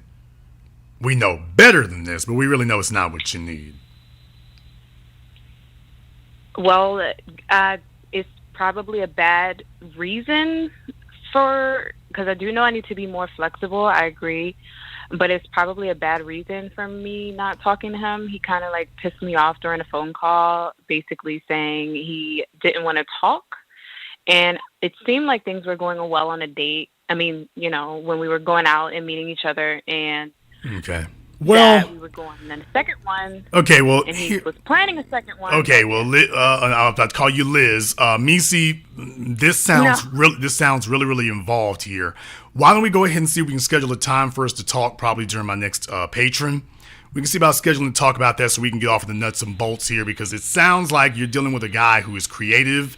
And it's really about getting to the bottom of what is it he brings to the table, and then any of those personal quirks or nuances, how you can navigate those. Because here's the bottom line. When you're with a man who is a producer, ladies, there's going to be quirks. You don't get to choose what his quirks are. You don't get to choose what his hangups are. You don't get to choose what those little things that might bother you are. You don't get to choose those. Because trust me, as a female, you got plenty of stuff that bothers us. You don't get to choose what they are. When you do find the guy who excels beyond his peers at providing you a more comfortable life, you don't get to choose whatever are the psychological quirks he's picked up along the way. You don't get to choose what those are. So that's what I mean, the difference between what you want and what you need. Oh, I want him to be personable and tell great jokes and open up about his feelings. The hell you do. But you don't get to choose what those are. So what you need to do is develop, okay, how do I navigate this? But let's go ahead and see about chopping this up a little bit later this week, okay? Okay. I'll definitely be in touch with you about that. Thank you very much for giving us a call here. Now, let me see. Is this Liz? This is me again. Hello, Liz. How you doing? I'm calling back. Yes, you are. You are always welcome. You are always welcome to call us back, Liz. Thank you. And I was just reading the chats, and you know, some people wanted me to call back in, so I'm calling back in. And I don't know. I was reading some of the chats, and a lot of them are negative against me, but okay, well, let me tell you one thing. Let me tell you one thing. Like anybody else who hosts a YouTube program, I will tell you the same thing I tell all of my callers. Do not be concerned about the chat. The only person you have to be concerned about is me. I don't care if the chat is in full damn revolt with pitchforks and torches. If I say you stay, period. And I don't care if the chat room is giving teddy bears and hearts. If I say you go, you go. So at this point right here, you are our guest. Okay, well, thank you. So was there something you wanted to tell me? Well, I was just reading the stuff, and I don't know, and maybe you can just kind of talk to me a little bit about this, because I don't like to be called a white supremacist. I mean, I know I'm white, and maybe not everything that I say is like kosher, but when I first came in and I was reading the chats yesterday, and and it was a bunch of men talking about how women just like they couldn't find like the right man, right? And I felt like there was a lot of negative talk like against women, and so I was just initially just a little just kind of put on the defense. And And so I said that thing, well, so why don't you try dating a white man? Okay, let me find out here about that comment in particular. Why did you consider that? You could have said anything. You specifically said, well, why don't you date a white man? Why did you go to that suggestion? Because it was all black men talking about it. And so I felt like, well, maybe if there's this issue between the white man and, or just the difference between white or black, because it was all black commentators, I felt, well, maybe you should try dating. If like a woman was listening, I said, well, why not try dating a black or a white woman or a white man? I'm right, sorry. but do you realize nobody here interjected a racial element to that? So why was it that you felt that that was an appropriate thing? Well, maybe it wasn't appropriate. Like looking back at it now and like looking at the comments, it probably was not appropriate. Well, let me try this a different way here, because I meant what I said earlier. If this was a forum with Rollo Tomasi or Richard Cooper or some of the white guys with the Red Pill community, I don't think that you would be going in there with these guys who roast white women. All their videos are basically referencing white women. For the most part, they are. But they don't. Now, here's the difference. They don't say white. But then again, we live in a white dominant society. When you say America, by default, you're saying white people. So it's not necessary to say white in their case. However, there's no circumstances under which you would walk in that room and say, well, you know what? If you all have a problem with white women, you should just date black women. You wouldn't even suggest that a black woman to white men in a forum that black women should be their competition, or that that's somehow a viable option to a problem among white people. I don't think you would ever walk into a forum of white men and suggest that black women are the solution to white men's issues with white women. They may be, though. Yeah, you're saying maybe, but that wasn't what you said here. So, like I say, it wasn't a maybe. You said, why do black women deal with this when you can date a white man? It wasn't a, well, maybe you should consider it. It wasn't a maybe yesterday. Yeah. No, and I agree with that. I think I came across too harsh on that. No, you didn't. You came across, okay. No, you didn't. You came across completely honest. And by the way, I don't have a problem with that. I don't have a problem with people being completely honest about it. I'm the guy who educated all of these folks here about white supremacists and whatnot. I don't have a problem with people being honest about their racial views. I don't have a problem with them being honest about that at all. That's not the people I got a problem with are the ones who are dishonest. Now, those I have a problem with. But as far as somebody saying exactly what they think, that doesn't bother me whatsoever. I was born and raised in Louisiana. I'm perfectly fine with white people saying exactly what they think. The only ones who really worry me are the ones who don't. So that doesn't bother me. But if we're going to keep it real, Liz, can you be honest? And by the way, like I say, I've tried to preserve as much of your anonymity as I can. But can we be honest? As a white woman, you do expect to have a level of deference when you are in a forum where there are black men. Especially in California, you know that you get treated differently when you're surrounded by black men. You know that they show you a level of deference that white men generally don't. Like, do you mean by attention? Yes. I do, yeah. There you go. I do get a certain amount of attention from the black man. There you go. Yeah. There you go. See, that feels better there. You let it out. Yeah. We can go ahead and get it off our chest here. See, a weight has been lifted off of you. No, but there's, of course, I always said black men preferred me over white men. I always felt that black men found me more attractive than white men. So I see that difference, yes.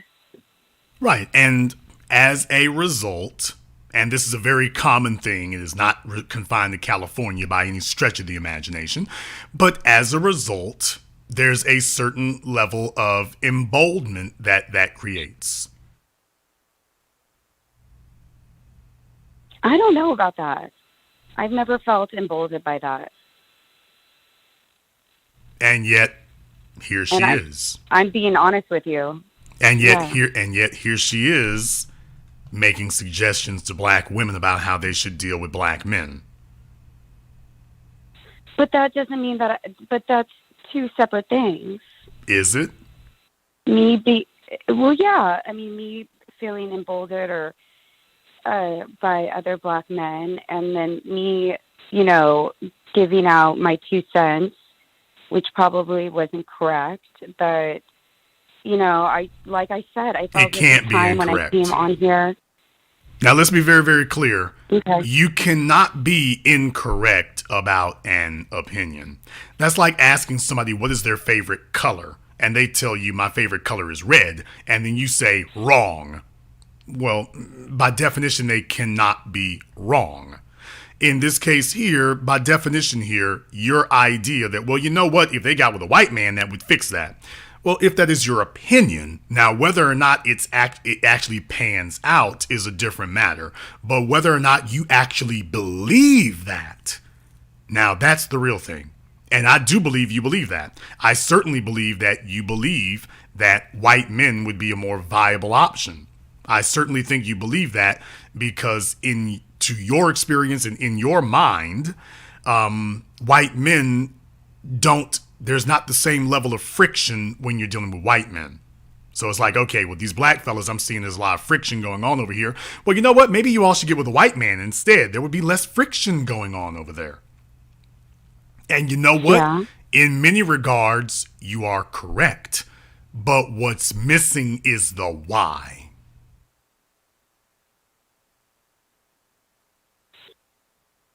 I don't know why. Oh, yes, you do. How do I? Inform me. Because how much, I want the folks to be listening right now, how much do you think the average, in your case, he would have been, around 30? The average 30-year-old black anesthesiologist makes in California? The 30-year-old black radiologist, the 30-year-old black male cardiologist, the 30-year-old black male oncologist. Do you think they make less? I don't think they do. I mean, man, it's a fact that they do. It's not a think. Well, I know. You take a look at the administration. You take a look at the administration of every single hospital you've worked at. You can count the black men there on one hand with enough fingers left over to drive. Well, I just know at my hospital, it really has to do with your experience and. Yeah, there you go. Yeah, there you go. You do realize that's the most engineered, gerrymandered term ever is quote unquote experience. Because if we can freeze you out, Liz, if we can freeze you out at the entry level, which is typically what happens when you get a hard time at the entry level, well, guess what? While you're spinning your wheels trying to get started and the white dudes have been shepherded into positions early, yeah, that becomes the excuse to say, oh, well, you just haven't had enough experience. Well, hell, I was trying to get y'all to take down these damn obstacles over here. Yeah. I mean, I don't know how that works. I mean, I know we all work off of... Liz, come on now. You have been working in the medical field for too long. You can educate me. You have been working in the medical field for too long. You already know the ins and outs. You've been working there too long. Well, you know that. I mean, you have to understand, I work in California. I work at a government kind of run hospital, and I mean, I don't think it's all about like your time put in and no, it's about anything else. It's about anything else. It's about who you know. And if you are white, by definition, you are going to know people that your black peers do not. Well, I can see that. I can see that completely making sense in trying to get a job. But once you have the job, I don't think, I mean, that would just be totally illegal to do that. Okay, but remember something, Liz. I mean, when you talk about discrimination, remember discrimination has to show intent. And there's where there's where the cloak of defense comes from. That's why the Supreme Court keeps batting it back every time we keep trying to go to them about disparate impact. When we go with them with the numbers that show clearly black people are being frozen out of these positions at institutions and corporations because you can see the results. So we're showing that there's been a disparate impact, but what they say is, well, you have to show that it is intent. Yes, we can see that they are not hiring black applicants at the same rate, but can you show that there is an intent to not hire black applicants at the same rate?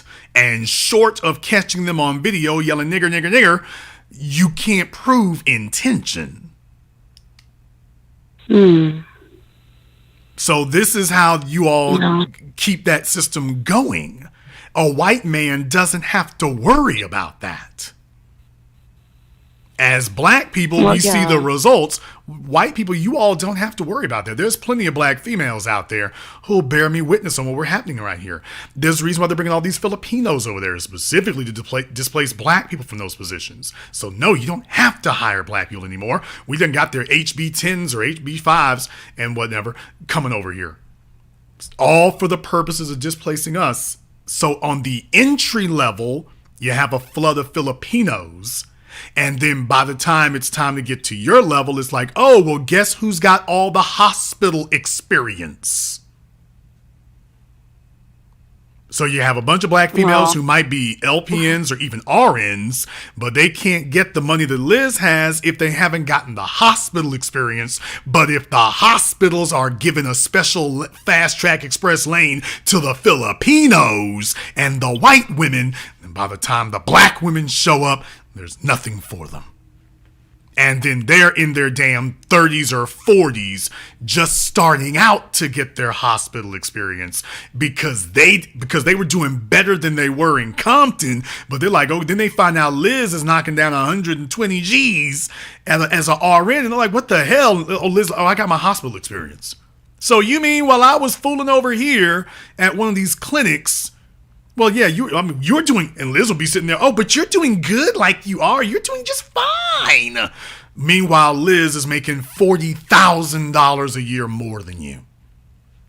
While she'll be telling you that you're doing fine. And the Filipinos will be telling you that you're doing fine. And then if you do talk about going to get your hospital experience, they're all going to come back and tell you, oh, it's so hard over there. It's so difficult. It's just, but it's a madhouse. And it is, by the way, and it is.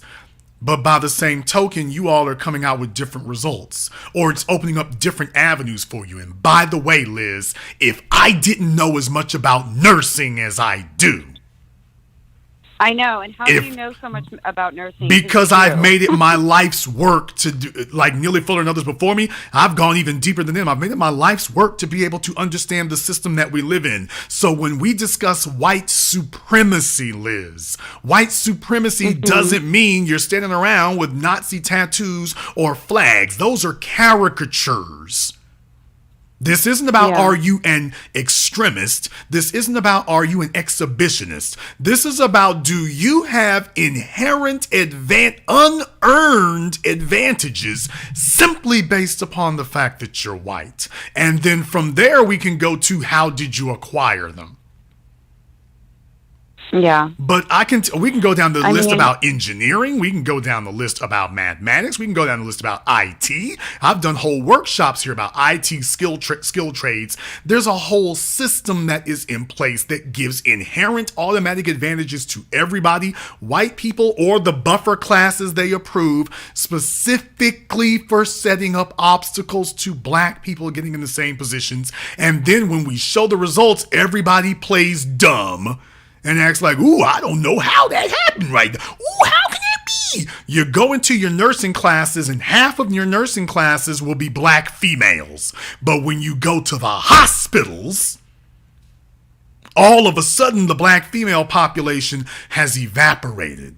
And now it's mostly white women and Filipinos in California, increasingly white women and Filipinos in New York and Florida, and now Texas. That's not accidental. Yeah. That's not accidental.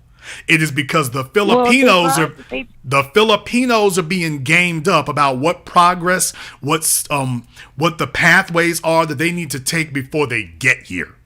They're being gamed up on exactly what they need, and then they're being given their immigrant papers to tell them exactly where to go. So when they get off the damn plane, they're ready to go from day one. Meanwhile, the black females are told, well, figure it out. And then they get blamed if they can't figure it out. Oh, well, the information was out there. You could have done X, Y, Z, with nobody telling them this until years or decades later. Which is why Liz was able to be married to a white anesthesiologist. This man, and I don't know when he came out of medical school, but it was at least the age of 30, knocking down 350 G's. She jumps on him, okay, let's ride.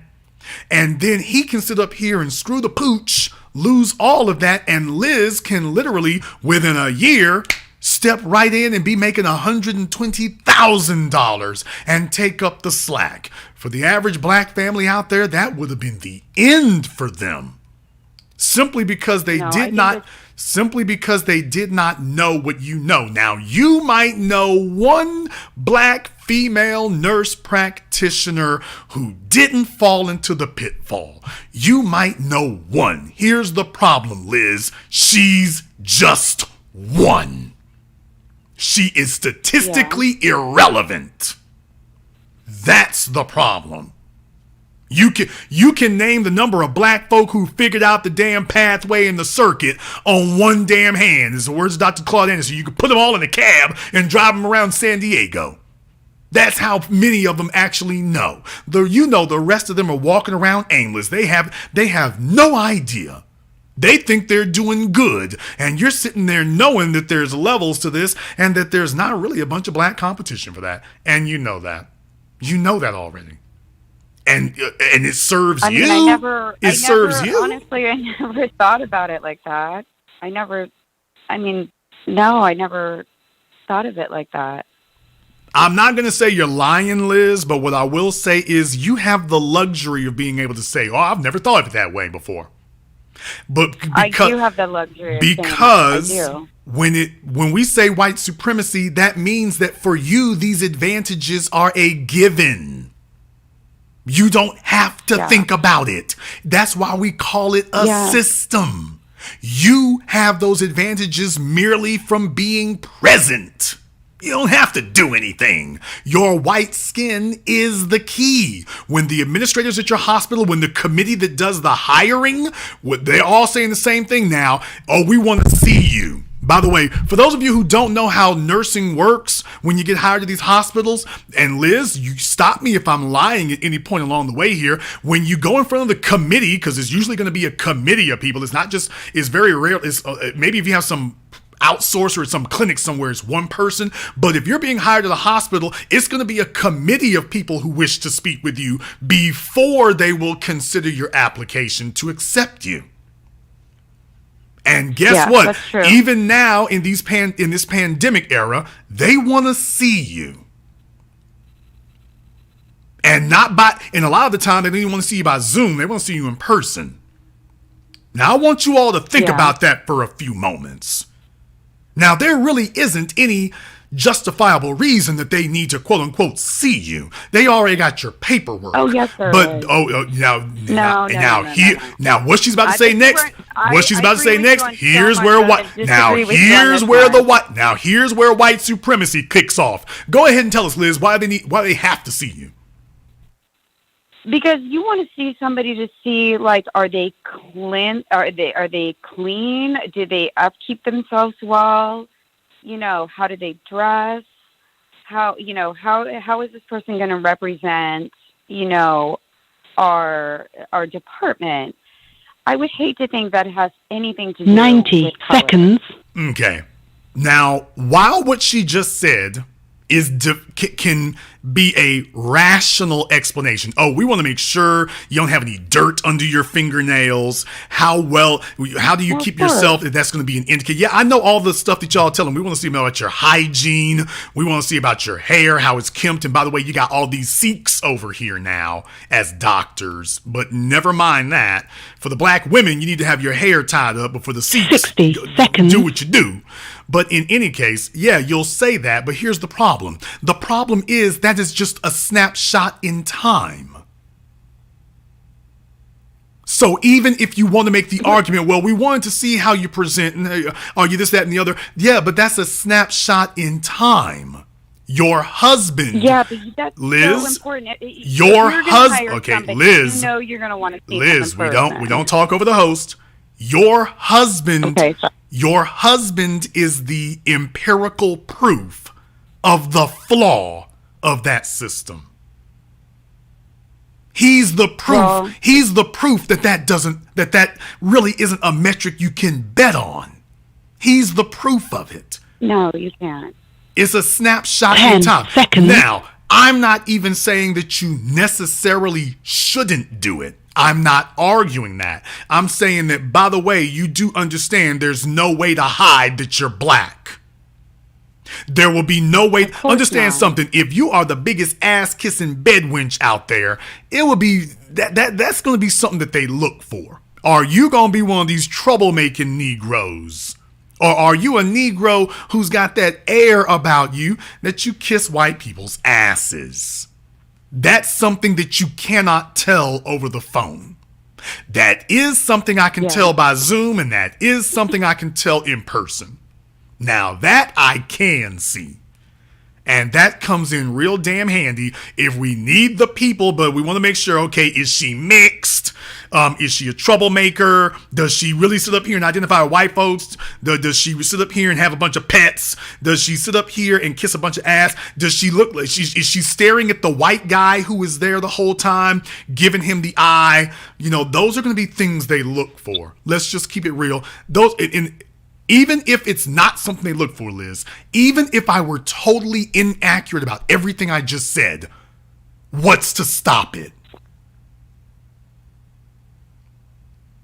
So even if I'm totally wrong, how would you prevent that from happening once you're strapped to those circumstances? I don't know the answer to that question. The answer is you can't. So while there might be a legitimate avenue for doing those things, what you cannot do is prevent it from being used to filter out qualified candidates. True. And what I'm saying is, as a white woman, you have never walked into a place and said to yourself, oh hell, I don't have a chance, I'm white.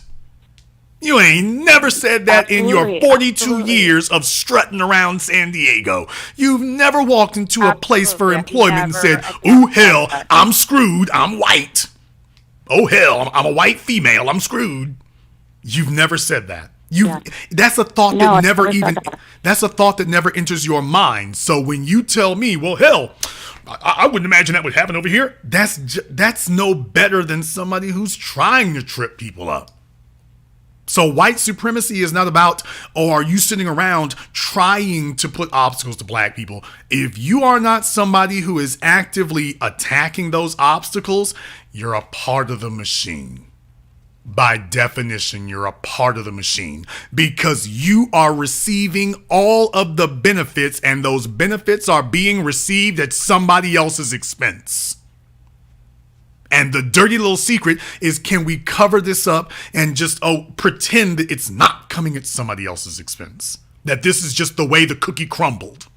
And it's not. That cookie was meticulously engineered, crumb by crumb, grain by grain, to fall the way that it did. You can't have a system like this that runs so clockwork and runs so consistently without it being engineered. It's not possible. Yeah, I mean, what you're saying makes sense. I think when you're white, you just don't even think about those things. Like you said, You don't have think about those. you have the luxury of that. You have the That's what luxury you have the luxury of not thinking about it. That's the great thing. I do. You have that luxury. Guess what? We don't. We don't have the luxury of pretending that we don't see that. We don't have the luxury of pretending that that's not there. We don't have that. You do. We don't. And so when we say white supremacy, that's what we mean. We discarded words, those more subtle words like racism and discrimination. No, white supremacy, it's like you've got all kinds of advantages to the point that you don't even have to think about it. Yes, it's like your car. You don't even think about the way the car works. All you do is you get in, you push the button, and it starts up. You're not sitting up here thinking about, okay, when I push this button, it sends a signal to the central computer, which turns on battery. The battery's already sending a charge to it right there, which is going to hit the spark plugs, which is going to start the process of the fuel pump coming on, and then it's going to ignite in this piston chamber, and then it's going to start the oil pump, which is dry. The piston chambers are dry at first. You're not thinking about is push the button, put it in drive, off I go. But there's a cost going on. There's a cost under the hood of that car, and there's a cost in your daily life. The difference is you have the advantage of not thinking about it because you're not paying it. I know. And that makes sense. I understand that. So when you see in these places here, when you see people using that and whatnot, and I can understand it can be kind of sharp there, but understand the reason why it's being said. The reason why it's being said is because this is a system that we live in. This is a system that we inhabit. As a white person, your words have power. Your words have power that ours don't have as black people. You've got more influence with black women than black men do, but you already know this. You hang out with enough black women already. Yes, you do. You never would have felt bold enough to be able to come in the chat room and say what you did if you didn't. You already know how you are treated by black men. You already know that. Ma'am, you couldn't have kept your head attached to your shoulders this long if you didn't know that. If you were walking through this world that naive, you couldn't have lived as long as you have. There's no way you could have. No. You couldn't have lived as long as you have and made it this long if you were that naive. Well, I think there is like the white ignorance, you know. Yeah, there's somebody who can be ignorant, but in this situation here, no. In this society, ignorance is a choice, and it's engineered. So, and understand, this is not about you being evil. This is about us recognizing that that is what the system does. The other thing is, Liz, you don't have a choice in the matter. Now, there's the other problem. I shouldn't say problem. There's the other reality. You don't have a choice in this. You are a member. You're a member of the dominant society. How you were born. You can't opt out of it. You can't. No. There's nothing you could do to opt out of it. Even if you can go to all the marches and rallies that you want to, you can go to every Black Lives Matter and anything you want to. If you wake up one morning and you decide that you want to say a false statement about a black man and say he did something to me, you know full well the system is going to come down on your side and come to your rescue.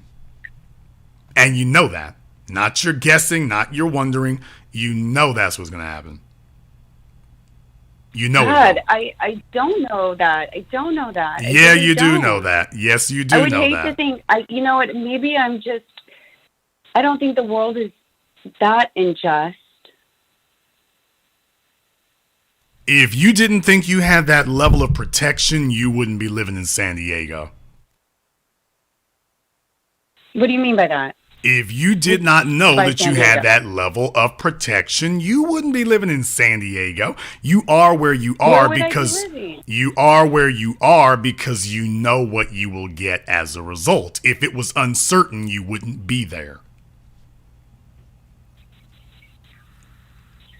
If you had uncertainty about it, you wouldn't be there.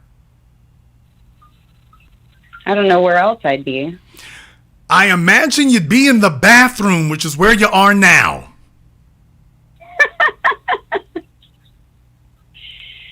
I have been on the phone for too long. I've been sitting here for over 3 hours. How do you do it? Do you have the catheter in? I call it discipline. Damn, you're pretty good. So I've heard. There's a reason they call me the authority. And at times like this, I kind of wish it wasn't. But Liz, like I say, going forward here, I want you to be aware of that, all right? Okay, will we? That doesn't mean you have to wear a paper bag over your head, but going forward, I want you to be aware of that. So that you understand. Okay. I teach black people not to hate anybody, and they're not.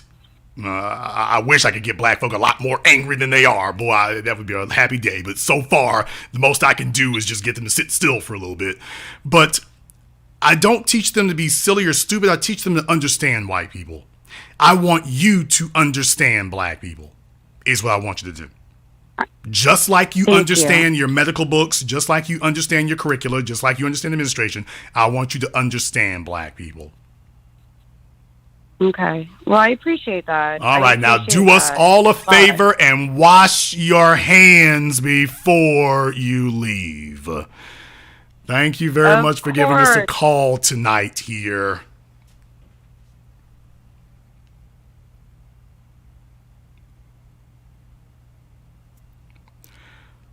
We are still working on it, folks. Since the Moors, since soap and what, we're still working on it, okay? We are still hard at work. Let me get caller from area code 214. You're on live with The Business. What's your name? Boy, this is going to be a program for the ages, isn't it? Caller from 214. You're on live with The Business. What's your name? Where are you calling from? Jason, it's Go Lightly. Go Lightly. Oh, boy. I guess I was overdue. Mm-hmm.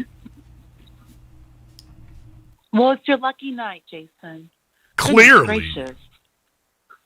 This chat, your chat is something else. Gold-plated. Oh, goodness gracious. They are blue ribbon gold-plated winnings. So, yeah, they're winning championships. Just want to say hello to Black Voltron. Hello, sir. Okay, get a date somewhere else. Get a date somewhere else. What do you want to talk about, Golightly? Well, Jason, the last time I called into your broadcast was very interesting because a number of your broadcasts post my call have they've been what you do. And now tonight, how white women lie to black women. Jason, black women, and I'm sure Elizabeth, as well, knows how they act. That they are, white women are who they are, and within the medical field, within finance, within IT. Well, not so much IT, but they are who they are. So I'm just saying, just give Elizabeth, who you just spoke to, some grace. That's all I'm here to say. Well, understand something here. Let's be very, very clear in the grand traditions of the African universities of the millennia here. Let's be very, very clear. I've treated this as a teaching moment. Now, the first thing is you have to understand who is the dean of the school and who are the other students in the room. So the first thing I want you all to understand is don't get it confused. I have a forum. I let people speak. Some folks want to be the class clown. It is what it is. But don't ever get it twisted about who's the dean of the university versus who are the students, and in some cases, who are just the applicants. They're not even students. They're just applying, hoping that they can get approved. So let's be very, very clear about that. The other thing is, by the host here, at least Liz has been treated, I think, exemplary, such as it is. I mean, understand something. What would I usually do with black folk, by the way?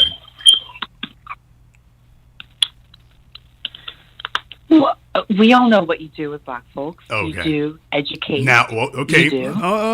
If a Negro called me up while sitting on the damn toilet, what in the hell do you think would happen then? You know full well Jason is going to start roasting up in here. I did roast Liz a little, but I'm just like, okay, this is a hell of a position to be roasting people in here. But the other thing is I expect better from you all. So there's a reason why I am always going to be tougher on you all, because I expect better.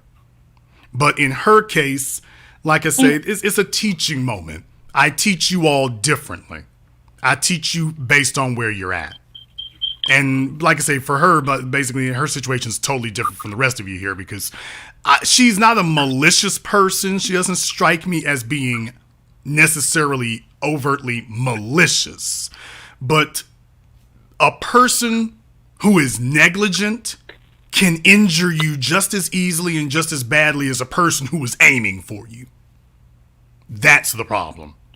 Just because somebody had no intention of hurting you, a person can hurt you through their negligence just as easily if they got up that morning talking about, all right, when I see you go lightly, I'm putting all 4 of these tires over her. They could hurt you just as badly. But Jason, you know where I live. You know where I live. You know my income. No, I don't. I don't know. I don't. You've been fronting and faking about this imaginary house you've supposedly been in now for years. So I don't know a damn thing. Don't suggest nothing to me. I don't know a damn thing, Liz. I don't know a damn thing. No, I don't. Well, Jason, I just you want me to scan my W-2? No, I want you to do like Liz, and I want you to do like Liz and Missy and every damn body else. I want you to send me a picture. Oh, goodness gracious, Jason. Goodness gracious. Jason, if you want a picture, we can just go have dinner. Okay, you keep trying that one too. I'm not coming all the way down to Sugarland, Texas to go meet up with Lizzo the Booger Wolf. I'm not doing that. ATL. I'm not coming to DeKalb. I'm not coming to Cobb County. Ma'am, don't talk over the host. I am not coming all the way to Cobb County to sit up here and sit next to Chewbacca. I ain't doing that. You got to qualify to meet. You have to qualify to meet me, because when I show up, it's a production. So you got to qualify for that. No, ma'am, you don't just sit up here, hey, boo. No, ma'am, you have to qualify for that. You sure do. And Jason, your chat they're back to the thinking that I'm going to kidnap you, which I'm not. I'm not going to kidnap you. No, she's not going to kidnap me. According to Smith & Wesson, no, she's not. She might think she is, but according to Smith & Wesson, I'm okay. According to them, I'm all right. And you sound like you got 4 or 5 smoke detectors back there going off. She don't even have just one. She got like 4 or 5 going off. Jason, the house is very big. The ceilings are so high. Oh, hell. Oh, hell no. I'm not coming to see you without seeing. Oh, hell no. You got smoke detectors big. She only just have one. She got a bunch of them out there like all the hood rats. No, ma'am. You got Jason, to. Oh, no. Now I got to see paperwork. Damn a picture. It's a 3,500 square foot house. Okay, you are going to have to present a whole Zoom video. So no, I'm not going damn where. You want the deed of trust to the house? Ma'am, I'm not going out there sight unseen. Jason. I'll be damned. You've been trying this for years. You've been trying this for years, and you've been striking out for years. So no, ma'am, I'm not going out there on a wing and a prayer. You said. And I listened to everything. I listened to you. When it comes to my career, I did listen to you, and you were right. Okay, well, you owe me some publishing then, and I've made a ton of money listening to you. Okay, well, you owe you, and the least you can do is send me a damn. I done upgraded your life. The least you can do is send me a picture. Let's go to dinner, Jason. Okay, picture, ma'am. Who are you trying to dictate rules to? I told you the terms. Either you gonna roll with the program or hit the bricks. Jason, I'm too old for you. I'm the cat lady. I'm the cat lady. Okay, well then stop. I'm too old for you. Okay, then stop. Then stop asking. It's younger females with fewer felines. I mentioned that I'm the cat lady. No, ma'am. Okay, all you dog mommies and cat aunts and old stuff. for you. No. Oh, well, you might be. I mean, I'm an old lady. You I'm might. an old lady. You might be. You might be. Just understand, you can't stand. am. Then get off the boardwalk, baby. I don't just let anybody every through. woman over 30 is too old for you. You have a preference for 18 to 28. 28 is too old for you. No, I have you prefer 18 to 28. No, I have a preference for not frightening and accommodating. So yes. Wow.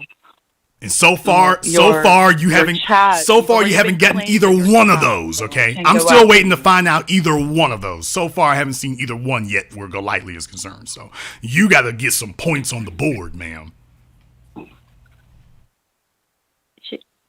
Points on the board. Yes, you do. Well, Jason. And my time is valuable, so I'm not going to sit here and kick it with you forever either here. So if you are not going to submit documentation, I am going to have to move on to the next applicant. Documentation? Yes, ma'am. Do you want W-2? No, ma'am. I don't want a W-2. I want a JPEG. I want a JPEG. I want a PNG. I don't need a W-2. Jason with a GIF, JPEG. Jason, I'll take that too. Lying to black women. Mm-hmm. I'll take a GIF. Yes, yeah, that's fine. A GIF? Yeah, I'll take that. Sure. Wow. I mean, she got 4 of them going off back there. I mean, this is like a hood rap parade. Jason, I'm in my office. I sent you a picture of the house. I didn't ask for no picture, no damn phony ass house from Realtor.com. I want to see the inhabitant. If I can't see the occupant, forget all that. Well, it's just me, Jason. It's just me. I'm the cat. All right, well, it's going to be just you. It's going to be just you then, so stop acting like you flirting with me. You also mentioned Juliet. Okay, ma'am. Professionals. Then it's going to be just you then. It's going to be just you then, so stop acting like you flirting with me, because it's going to be just you. Now, what was it you wanted to say about white women lying to black women? Which you are correct. And it's not just white women. It's really just these old hoes. You had a broadcast. You've had actually several broadcasts where you made a point to discuss these old ends, and you are correct. But I just called in to actually add on. It's really these old hoes, Jason. They do not like young women, and I'm old now. And the way that these old women treated me when I was young, Jason, I would never treat these young girls like that. And I make a point to tell these young women, the young girls, what I do to make this money, because they do ask. Jason, I just bought a $6,000 handbag, and the girls do ask me, and I tell them what I do for a living. I always do. I'm old. I'm an old cat lady. You know, I've been listening to you for a very long time, and you have brought me to money. You really have, Jason. Since I've been listening to you, my income has increased. So I do thank you for that, and I do. And I also I do my tithe, and I do give my offering to your channel. But I just wanted to say is that these old women, they are very anti-young women. Very much so. And it's more than just white women. Black women, older black women, are very, very anti-black women. Just wanted to say that. So that's just my 2 cents. I don't want to cause any trouble. I don't know. How the hell do you sleep with all that chirping going on? What chirping, Jason? I sleep just fine, Jason. Okay, I can't imagine a nigga spending any real time in that house. A nigga spending. No wonder you keep talking over me. You need to quit that mess. It's just me. Oh man, that's enough. They come to me. That is enough. I sent you the CashApp. Okay, that is enough. I can't imagine a nigga being in that house for 48 hours with all that damn chirping going on. Hell no. No. I'm an old lady, Jack. Clearly, you hard of hearing. You need to get a miracle ear so you can hear that. There it goes again. Oh, I wouldn't be there for any length of time. Hell no. The china in the cabinets we're would be going rattling. to have dinner, Jason. I'm eventually We're going to have find 9-volt batteries. We're going to have 9-volt batteries. What we going to have? Beer with my father in DeSoto, because you're quite familiar with Dallas. Or I'm going to see you in Plano. or I'm going to see you in Atlanta. Jason, regardless, I'm going to find you, and we're going to have dinner. You And might. hopefully you'll help me All fix right. This fire detector. The only way you're going to find me is if America's Most Wanted gives you some help. Other than that, no, you need to find a 9-volt battery. You stop looking for me and go look for some AAA batteries to replace something. And that's what you need to be looking for. Jason, your mind's on the wrong thing. Jason, I did 1/3 of a million in 2021. And still can't buy a battery? You really did it. You really did move me in a great direction. And you are right. How white women lie to black women. You are right, Jason, because they do. These are so you allegedly made $300,000 last year, and you couldn't spend an extra $15 for some batteries, and you ain't got an extra 15 batteries. I live in the woods, and she doesn't have an extra $15 for batteries. Think about that for a moment. Jason, because the ceiling is too high. So you don't have an extra $50 for a ladder. I bought the ladder, Jason. It's just too high. Jason, I'm not bothered by the smoke detector. Goliath. I just called in.